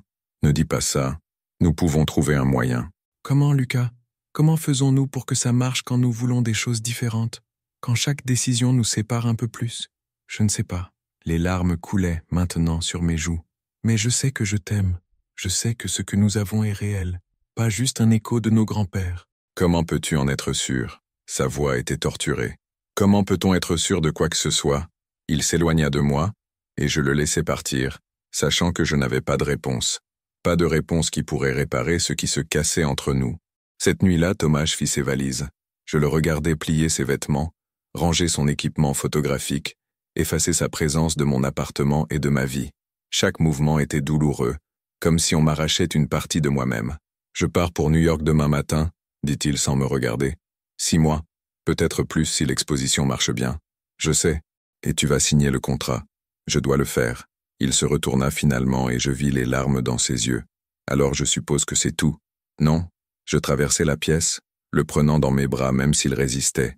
6 mois, ce n'est pas pour toujours. Nous pouvons nous parler, nous voir. Et après 6 mois, quand le livre sort et que l'histoire de nos grands-pères est partout, quand les gens commencent à poser des questions, à faire des commentaires, à juger, quand mon grand-père devient un personnage public posthume, j'écrirai avec respect, avec amour. Ce n'est pas suffisant. Il se dégagea de mon étreinte. Et tu le sais, le silence qui suivit fut la chose la plus douloureuse que j'ai jamais ressentie. Pire que ma rupture d'il y a 2 ans, pire que n'importe quoi. Parce que cette fois, je savais exactement ce que je perdais. Je t'aime, dis-je, ma voix brisée. Tu dois le savoir. Je t'aime aussi. Il ramassa son sac. C'est pourquoi c'est si difficile. Il partit sans se retourner, et je restais là, dans l'appartement où nos grands-pères s'étaient aimés, où Tomáš et moi avions commencé notre propre histoire, me sentant plus seul que je ne l'avais jamais été. Les jours suivants furent les pires de ma vie. Je signai le contrat avec l'éditeur, l'argent arrivant juste à temps pour engager les meilleurs avocats. Mais la victoire semblait creuse sans Tomáš pour la partager. Je commençais à écrire le livre. Mais chaque mot me rappelait lui, nous, ce que nous avions perdu. Pavel vint me voir une semaine après le départ de Tomáš. Il me trouva entouré de papiers, de photos, d'histoires, mais complètement vide à l'intérieur. « Il t'appelle » demanda-t-il. Je secouai la tête. Pas depuis qu'il est parti. Il m'a appelé. Il ne va pas bien, Lucas. Il fait semblant pour l'exposition, mais mon fils est en train de se briser. Je ne sais pas quoi faire. Ma voix était à peine audible. Nous voulons des choses différentes. Non. Pavel s'assit à côté de moi. Vous voulez la même chose. Vous voulez honorer nos pères, préserver leur histoire, vous aimer librement. Vous avez juste des idées différentes sur comment y arriver. Alors comment on répare ça? en vous souvenant pourquoi vous vous êtes battu en premier lieu, en vous souvenant que l'amour exige des compromis, du sacrifice, mais pas au prix de qui vous êtes. Cette nuit-là, je m'assis à mon bureau et j'écrivis une lettre. Pas un email, pas un message texte, mais une vraie lettre manuscrite, comme celle que Jakub avait écrite à Antonine il y a plus de 50 ans. Je versai mon cœur sur le papier, admettant mes peurs, mes regrets, mes espoirs. Et je la postai à l'adresse de Tomáš à New York, ne sachant pas s'il la lirait, s'il répondrait, s'il s'en soucierait encore. Puis vint le jour de l'audience pour l'appartement. L'avocat que j'avais engagé était excellent, présentant des documents prouvant que Karel Svoboda avait volontairement cédé la propriété, qu'il n'y avait donc aucune base légale pour la restitution. Mais les avocats d'Irena étaient tout aussi bons, arguant que les actions du père ne devaient pas punir la fille, que la loi était claire. Le juge écouta les deux parties, examinant des documents pendant ce qui sembla être des heures. Finalement, il parla. Cette affaire est complexe. Les lois de restitution ont été créées pour corriger les injustices du passé, mais parfois elles créent de nouvelles injustices. Dans ce cas, je dois considérer non seulement les revendications légales, mais aussi le contexte historique et humain. Mon cœur battait si fort que je pouvais à peine respirer. Monsieur Mendes, j'ai lu l'histoire que vous avez écrite sur cet appartement, sur les deux hommes qui s'y sont aimés en secret. C'est une histoire puissante, importante, mais elle ne peut pas remplacer la loi. Mon cœur se brisa. Nous avions perdu. Cependant, continua le juge, après examen des documents, je conclus que Karel Svoboda a effectivement cédé volontairement cette propriété à l'État, probablement en échange de faveurs politiques. Par conséquent, la famille Svobodova n'a pas de revendication légale valide. Le bail de M. Mendes est maintenu. L'appartement reste le sien. Je ne pouvais pas croire ce que j'entendais. Nous avions gagné. L'appartement était sauvé. Mais en sortant du tribunal, entouré de Pavel et de l'avocat qui me félicitait, tout ce que je pouvais penser était que Tomáš n'était pas là pour partager ce moment. Nous avions sauvé l'endroit où nos grands-pères s'étaient aimés, mais nous avions perdu notre propre amour dans le processus. Cette nuit-là, seul dans l'appartement, je m'assis près de la fenêtre où Jakub et Antonin avaient dû s'asseoir tant de fois, regardant la Vltava couler en contrebas, et je pleurais. Pour eux, pour nous, pour tous les amours perdus et les opportunités manquées. Mon téléphone sonna. Un numéro de New York. Mon cœur bondit. Lucas. La voix de Tomáš était tendue, émotionnelle. Mon père m'a dit, pour l'appartement. Félicitations. Merci. Ma voix tremblait. Tu me manques. Tellement. Tu me manques aussi. Chaque jour, chaque nuit. Il fit une pause et j'entendis sa respiration irrégulière. J'ai reçu ta lettre. Et? Un long silence. Et je ne sais toujours pas quoi faire, Lucas. Je t'aime, mais je ne sais pas si l'amour est suffisant. Nos grands-pères s'aimaient, et regarde comment ça s'est terminé pour eux. Mais nous ne sommes pas eux. Nous vivons dans un monde différent. Nous avons des choix qu'ils n'ont jamais eus. C'est vrai, mais ça ne rend pas nos choix plus faciles. Je fermais les yeux, sentant les larmes couler. Alors qu'allons-nous faire? Je ne sais pas. L'exposition ouvre dans 3 jours. Après ça, je devrais décider si je reste à New York ou si je rentre à Prague. Et tu devras décider si tu publies ce livre ou non. Peut-être que nos décisions nous rapprocheront. Ou peut-être qu'elles nous sépareront définitivement. Je ne veux pas te perdre. Je ne veux pas te perdre non plus. Sa voix se brisa. Mais peut-être que nous ne pouvons pas avoir l'un l'autre, ôter tout le reste. Peut-être que l'amour exige plus de sacrifices que nous sommes prêts à faire. Après avoir raccroché, je restais assis dans l'obscurité pendant des heures, regardant les lumières de Prague scintiller en contrebas. Quelque part dans cette ville, Jakub et Antonine avaient dû avoir des conversations similaires, faire des choix similaires. Et leurs choix les avaient séparés pendant 50 ans. Je ne voulais pas que ce soit notre histoire. Je ne voulais pas passer le reste de ma vie à peindre des portraits de Tomáš de mémoire, à me demander ce qui aurait pu être. Mais je ne savais pas comment changer la fin. Le lendemain matin, je reçus un appel de Jakub. Sa voix était faible, fatiguée. « Lucas, je dois te parler de quelque chose d'important. » Mon cœur se serra. Qu'est-ce qui ne va pas? Rien ne va mal. Mais j'ai beaucoup réfléchi à ta situation avec Tomáš, à votre bataille pour l'appartement, le livre, l'exposition, à comment tout ça vous sépare. À vous, je ne sais pas quoi faire. Je sais, et c'est ma faute. Antonine et moi vous avons laissé un fardeau terrible.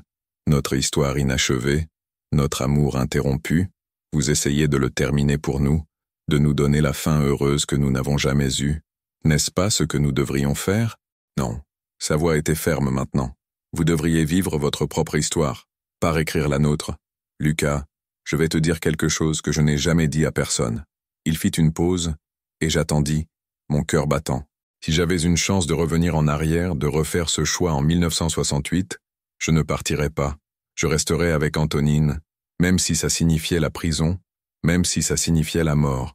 Parce que 50 ans seul, c'est pire que n'importe quelle punition que le régime aurait pu m'infliger. Les larmes coulaient sur mes joues maintenant. Ne fais pas ma même erreur, Lucas. Ne choisis pas la sécurité, la carrière, l'argent au-dessus de l'amour.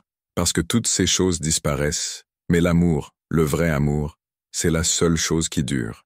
Après avoir raccroché, je regardais autour de l'appartement. L'appartement que j'avais lutté si fort pour sauver. L'appartement qui avait failli me coûter Tomasz.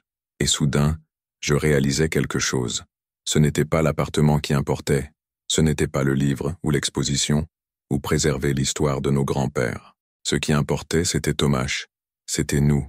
C'était notre chance de ne pas répéter les erreurs du passé. Je pris mon téléphone et réservai un billet pour New York. Le vol partait dans 6 heures. Je n'avais pas de plan, pas de discours préparé. Tout ce que je savais, c'est que je devais être là pour lui, pour nous. Si vous aimez cette histoire, n'oubliez pas de laisser un like et de vous abonner pour ne pas manquer la suite. Votre soutien fait toute la différence. Je jetai quelques affaires dans un sac, appelai Pavel pour lui dire où j'allais, et courus vers l'aéroport. Dans le taxi, je regardais Prague disparaître derrière moi, la ville où tout avait commencé, et je priais pour que je ne sois pas trop tard. Le vol pour New York fut interminable.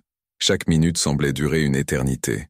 J'essayais de dormir, mais n'y parvins pas, mon esprit tournant en boucle sur ce que je dirais à Tomasz quand je le verrais.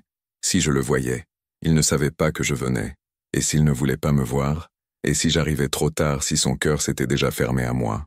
Quand l'avion atterrit finalement à JFK, il était 19 heures, heure de New York. L'exposition au MoMA ouvrait le lendemain soir. Je n'avais pas d'hôtel réservé, pas de plan concret. Tout ce que j'avais, c'était l'adresse du studio temporaire que Pavel m'avait donné, quelque part à Brooklyn. Je pris un taxi regardant Manhattan défiler par la fenêtre, cette jungle de verre et d'acier si différente de Prague. Mais je ne voyais rien vraiment. Mon esprit était entièrement focalisé sur Tomasz, sur ce que je devais lui dire, sur comment réparer ce que j'avais brisé. Le studio était dans un bâtiment industriel converti à Williamsburg. J'hésitais devant la porte, mon cœur battant si fort que j'avais du mal à respirer. Puis je frappais. Pas de réponse. Je frappais encore, plus fort cette fois. Toujours rien. Il n'était pas là. Bien sûr qu'il n'était pas là. C'était la veille de la plus grande exposition de sa vie. Il était probablement au musée, installant les dernières pièces, perfectionnant chaque détail. Je m'assis sur les marches devant le bâtiment, épuisé, découragé, mais pas prêt à abandonner. J'attendrai toute la nuit s'il le fallait. 1 heure passa, puis 2. La nuit de New York s'installait autour de moi, froide et impersonnelle. Des gens passaient, certains me jetant des regards curieux, mais personne ne s'arrêtait. J'étais juste un autre étranger perdu dans cette ville immense. Et puis enfin je le vis, marchant dans la rue, son appareil photo autour du cou, ses cheveux attachés en un chignon désordonné, l'air épuisé mais magnifique. Il ne m'avait pas encore vu. Il regardait son téléphone, probablement vérifiant des messages, des détails de dernière minute pour l'exposition. Je me levai, mes jambes tremblant légèrement. Tomasz. Il leva la tête brusquement, ses yeux s'écarquillant de choc quand il me vit. Son téléphone tomba presque de ses mains. Pendant un long moment, nous nous regardâmes simplement, séparés par quelques mètres qui semblaient être des kilomètres. Lucas? Sa voix était incrédule. Qu'est-ce que? Comment es-tu là? J'ai pris un avion. Je fis un pas vers lui puis un autre. J'ai réalisé quelque chose d'important. Quoi? Il ne bougeait pas, mais je pouvais voir l'émotion dans ses yeux, l'espoir combattant la peur. Que je m'en fiche, de l'appartement, du livre, de tout ça. Ma voix se brisa. La seule chose qui compte, c'est toi. C'est nous. Lucas, laisse-moi finir, s'il te plaît. Je me tenais maintenant juste devant lui, assez proche pour toucher, mais ne le faisant pas encore. Jakub m'a dit quelque chose. Il a dit que s'il pouvait revenir en arrière, il choisirait Antonine au-dessus de tout le reste.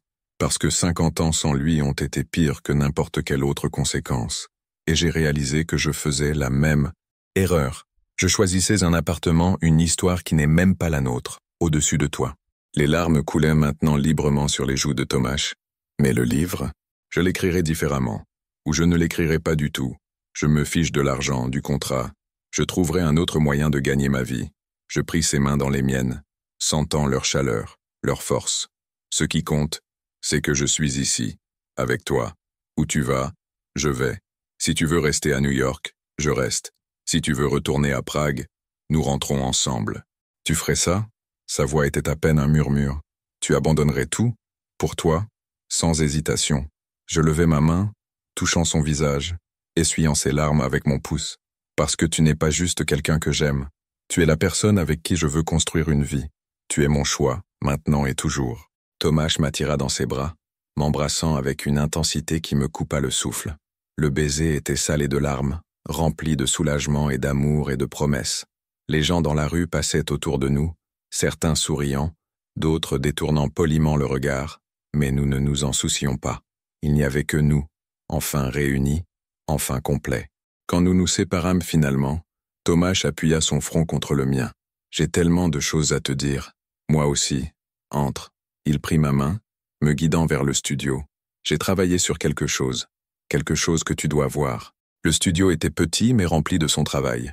Des photos couvraient chaque surface, des épreuves pour l'exposition. Mais ce qui attira immédiatement mon attention fut un mur entier dédié à une nouvelle série. Des photos de moi, des dizaines d'entre elles. Moi lisant dans l'appartement de Prague, moi regardant par la fenêtre, moi endormi dans son lit, moi souriant à quelque chose hors cadre. Il m'avait photographié tout au long de notre temps ensemble, capturant des moments que je n'avais même pas réalisé qu'il documentait. Je ne pouvais pas m'en empêcher, dit-il doucement derrière moi. Chaque fois que je te regardais, je voyais quelque chose que je devais préserver. Ta lumière, ta passion, la façon dont tu vois le monde. Je suis tombé amoureux de toi à travers mon objectif avant même de le réaliser. Je me tournais vers lui, les larmes brouillant ma vision. Elles sont magnifiques. Tu es magnifique. Il me prit dans ses bras à nouveau. Et j'ai été un idiot de laisser la peur m'éloigner de toi. Nous avons tous les deux été des idiots. Je ris à travers mes larmes. Mais peut-être que c'est notre histoire. Deux idiots qui s'aiment malgré leur propre sabotage. Cette nuit-là, nous parlâmes pendant des heures. Allongés dans son lit étroit, nos corps enchevêtrés, nos cœurs finalement alignés. Tomáš me parla de sa solitude à New York, de comment chaque succès se sentait creux sans moi pour le partager. Je lui parlais de ma victoire au tribunal, de comment j'avais réalisé que sauver l'appartement ne signifiait rien si je perdais l'homme que j'aimais.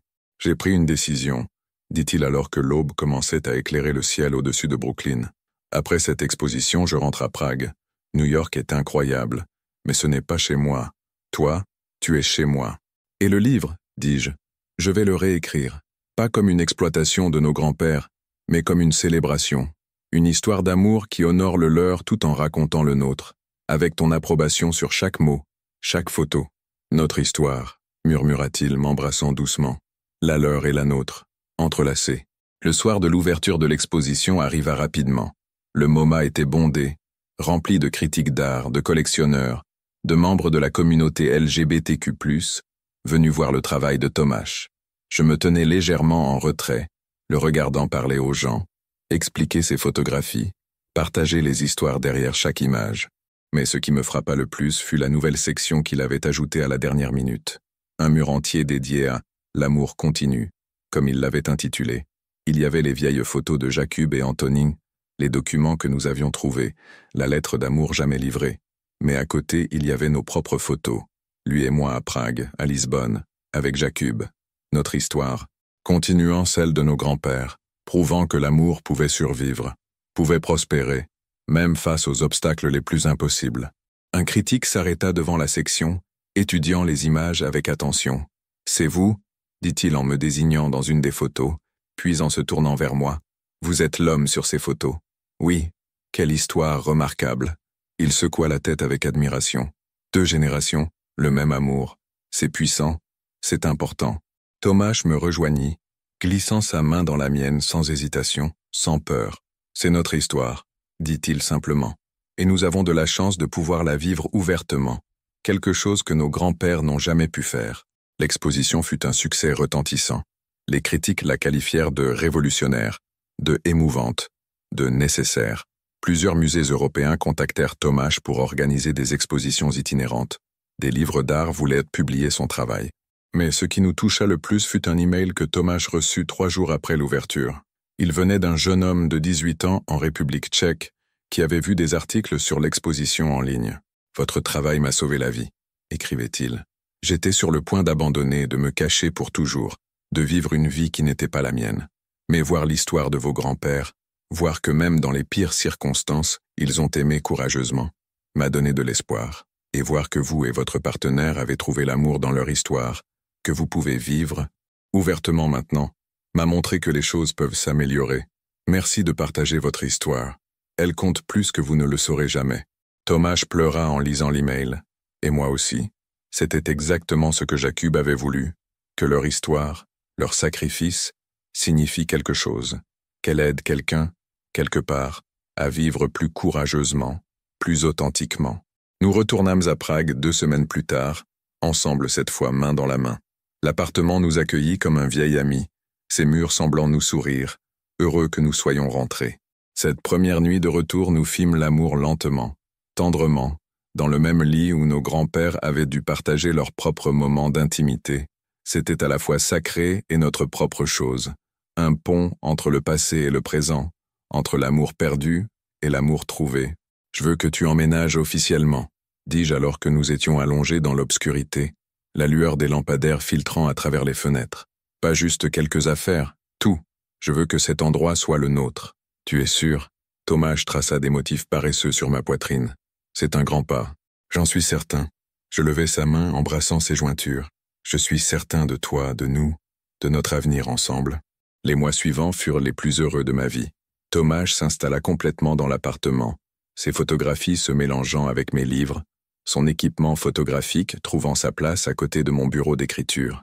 Nous créâmes une vie ensemble, une routine de café matinal sur la terrasse, de longues promenades le long de la Vltava, de soirées passées à travailler côte à côte, lui retouchant des photos, moi écrivant. Le livre avança lentement mais sûrement. Tomáš lisait chaque chapitre, offrant ses perspectives, s'assurant que l'histoire de son grand-père était racontée avec respect et amour. Nous retournâmes plusieurs fois à Valença pour interviewer Jakub, capturant ses souvenirs avant qu'ils ne disparaissent. Et puis, 6 mois après notre retour à Prague, nous reçûmes un appel qui changea tout. « Lucas », dit la voix de Jakub au téléphone, mais elle était différente, plus légère, presque joyeuse. « Il faut que tu viennes. Maintenant. Amène Tomáš. Qu'est-ce qui se passe? Vous allez bien? Je vais mieux que bien.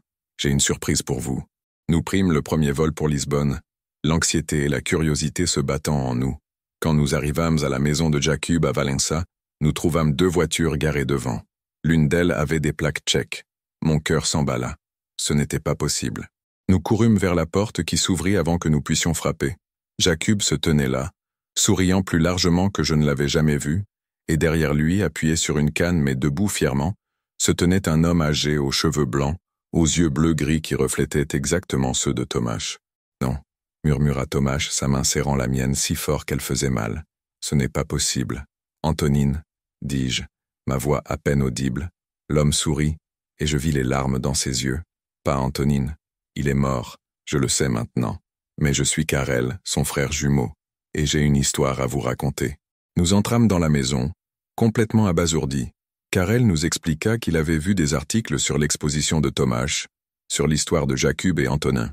Il avait reconnu son frère dans les photos, avait réalisé que toute sa vie, il avait cru qu'Antonine était mort peu après la fuite de Jakub, mais qu'il avait en fait vécu, s'était marié, avait eu une famille. Nous avons été séparés en 1970, expliqua Karel, sa voix tremblante d'émotion. Après l'invasion soviétique, j'ai été emprisonné pour dissidence. Quand je suis sorti, 10 ans plus tard, ma famille m'a dit qu'Antonine était mort. Je l'ai cru.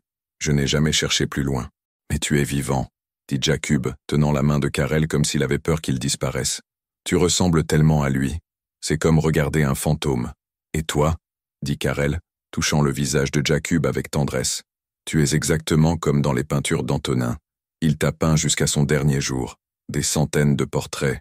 Il ne t'a jamais oublié. » Nous passâmes 3 jours à Valença, écoutant Karel partager des histoires sur Antonine, sur leur enfance, sur l'homme que Tomáš n'avait connu que comme un grand-père distant et mélancolique. Et nous regardâmes Jakub trouver une forme de fermeture qu'il n'avait jamais pensé possible. Ce n'était pas Antonin, mais c'était son frère, son jumeau, quelqu'un qui portait les mêmes gènes, les mêmes expressions, la même essence. Et dans les yeux de Karel, Jakub pouvait voir l'homme qu'il avait aimé, pouvait sentir une connexion qui transcendait le temps et la mort. « Je ne peux pas remplacer mon frère », dit Karel le dernier soir. alors que nous étions tous assis sur la terrasse, regardant le soleil se coucher sur le fleuve. Mais je peux vous dire ceci, Antonine vous a aimé jusqu'à son dernier souffle, Jakub. Il n'a jamais cessé. Et s'il pouvait être ici maintenant voir ce que son petit-fils et votre petit-fils ont trouvé ensemble, il serait le plus heureux des hommes. Jakub pleura, et nous pleurâmes tous avec lui. C'était une fin que personne n'aurait pu prévoir, une résolution imparfaite mais néanmoins belle. Leur histoire n'aurait jamais la fin heureuse qu'ils méritaient, mais elle avait trouvé une forme de paix. 1 an plus tard, le livre fut publié. L'amour à travers le temps, une histoire de Prague, devint un best-seller international, touchant des millions de lecteurs. Mais plus important encore, il atteignit les gens pour qui il avait été écrit. Les jeunes LGBTQ+, cherchant de l'espoir, les personnes âgées qui avaient vécu leurs propres amours secrets, tous ceux qui croyaient au pouvoir de l'amour face à l'adversité. Tomáš et moi fûmes invités à donner des conférences, à partager notre histoire, à parler de nos grands-pères et de comment leur héritage avait façonné nos vies. Et à chaque événement, nous tenions nos mains bien visibles, refusant de cacher notre amour, vivant ouvertement d'une façon que Jakub et Antonine n'avaient jamais pu. Par une froide journée de décembre, 2 ans après notre première rencontre dans ce bar underground, Tomáš me réveilla tôt. « Viens », dit-il, tirant sur ma main. « J'ai quelque chose à te montrer. » Il me guida vers la fenêtre de notre chambre, celle qui donnait sur la Vltava et le château de Prague. La neige tombait doucement, transformant la ville en quelque chose de magique, d'éternel. « Tu vois ça ?» Il désigna la vue. C'est ce que Jakub et Antonine voyaient de cette fenêtre. C'est la même vue qu'ils ont partagée, les mêmes lumières, le même château. Le monde a changé, mais certaines choses restent. C'est magnifique, murmurai-je. Lucas, il se tourna vers moi et je vis quelque chose dans ses yeux que je n'avais jamais vu auparavant. De la nervosité, de l'excitation, de l'espoir. Nos grands-pères n'ont jamais pu se marier. Ils n'ont jamais pu se tenir devant le monde et déclarer leur amour officiellement. Mais nous pouvons. Mon cœur s'arrêta. Tomáš. Il s'agenouilla, sortant une petite boîte de sa poche. À l'intérieur, il y avait 2 anneaux simples en argent, gravés de coordonnées géographiques. « Ce sont les coordonnées de cet appartement », expliqua-t-il, sa voix tremblant légèrement. « L'endroit où tout a commencé, pour eux et pour nous. Lucas Mendes, veux-tu m'épouser? Veux-tu construire une vie avec moi? Honorer nos grands-pères en vivant courageusement, en aimant ouvertement, en refusant de laisser le monde nous séparer ?» Les larmes coulaient librement sur mes joues. Oui, 1000 fois oui. Il glissa l'anneau à mon doigt, puis se leva, m'embrassant profondément pendant que la neige continuait à tomber dehors, pendant que Prague s'éveillait autour de nous, pendant que nos grands-pères, où qu'ils soient, souriaient sûrement. Nous nous mariâmes 6 mois plus tard dans une petite cérémonie dans l'appartement de Malastrana. Jakub était là, maintenant âgé de 96 ans mais toujours fort, avec Karel à ses côtés. Pavel pleura pendant toute la cérémonie, heureux de voir son fils trouver l'amour que son propre père avait perdu. Ma famille vint du Portugal, enfin comprenant et acceptant qui j'étais, qui nous étions. Et quand nous échangeâmes nos vœux debout exactement à l'endroit où Jakub et Antonine s'étaient là probablement tenus tant de fois, je sentis leur présence, pas comme des fantômes, mais comme des bénédictions, comme des témoins de ce que leur amour avait créé. « Je promets, dis-je tenant les mains de Tomáš, de t'aimer courageusement, de choisir notre amour au-dessus de la peur, au-dessus de la facilité, au-dessus de tout. Je promets de vivre la vie que nos grands-pères n'ont jamais pu vivre, et de le faire en leur honneur.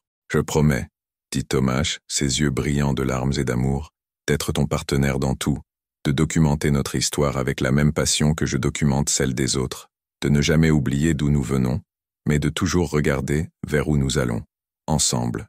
Quand nous nous embrassâmes, scellant nos vœux, nos amis et notre famille applaudirent, mais j'entendais à peine. Tout ce que je pouvais entendre, c'était mon cœur battant en synchronisation avec celui de Tomáš, 2 rythmes devenant un seul. Cette nuit-là, après que tous nos invités soient partis, Tomáš et moi nous tenions sur notre terrasse, regardant les lumières de Prague scintiller en contrebas. Il avait son bras autour de ma taille, je reposais ma tête sur son épaule, et nous étions simplement, complètement, parfaitement chez nous. « Tu penses qu'ils savent ?» demandai-je doucement. « Jakub et Antonine, tu penses qu'ils peuvent voir ça ? Je crois qu'ils savent. » Tomáš m'embrassa le sommet de la tête.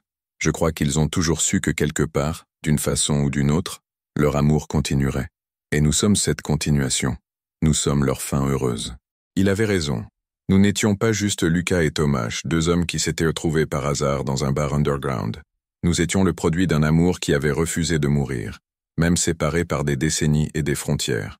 Nous étions la preuve que l'amour véritable ne se termine jamais vraiment. Il se transforme simplement, trouve de nouvelles façons d'exister, de nouvelles générations pour le porter. Et alors que nous nous tenions là, dans la ville qui avait été témoin de tant d'histoires d'amour, de tant de luttes et de triomphes, je sus que notre histoire était exactement comme elle devait être. Pas parfaite, pas sans défi, mais réelle, authentique et profondément, irrévocablement nôtre. Quelques années plus tard, nous eûmes notre propre fils par adoption, un petit garçon que nous nommâmes Anton Jacob, honorant les deux hommes dont l'amour avait rendu le nôtre possible. Et un jour, quand il serait assez grand, nous lui raconterions l'histoire de ses arrière-grands-pères, de comment deux hommes s'étaient aimés dans un monde qui ne voulait pas les laisser, de comment leur amour avait survécu à travers le temps, l'espace et les générations. Et peut-être, juste peut-être, leur histoire l'inspirerait à aimer courageusement lui aussi, à ne jamais avoir peur d'être qui il était vraiment, à savoir que l'amour valait toujours la peine de se battre. Car au final, c'est ce que nos grands-pères nous avaient enseigné, pas par leur choix mais par leurs regrets, pas par leur succès, mais par leur séparation. Ils nous avaient montré que l'amour exige du courage, de l'honnêteté et parfois des sacrifices. Mais plus important encore, ils nous avaient montré que l'amour véritable ne meurt jamais. Il attend, patient et persistant, sa chance de fleurir. Et nous, Thomas et moi, avions cette chance. Nous vivions leurs rêves, leur espoir, leur amour impossible devenu possible. C'était notre histoire, la leur et la nôtre, éternellement entrelacées. Si vous avez aimé cette histoire d'amour, n'oubliez pas de laisser un like et de vous abonner à la chaîne. Et surtout, dans les commentaires, donnez une note de 0 à 10 à cette histoire et dites-nous ce que vous avez le plus aimé. Votre avis compte énormément pour nous.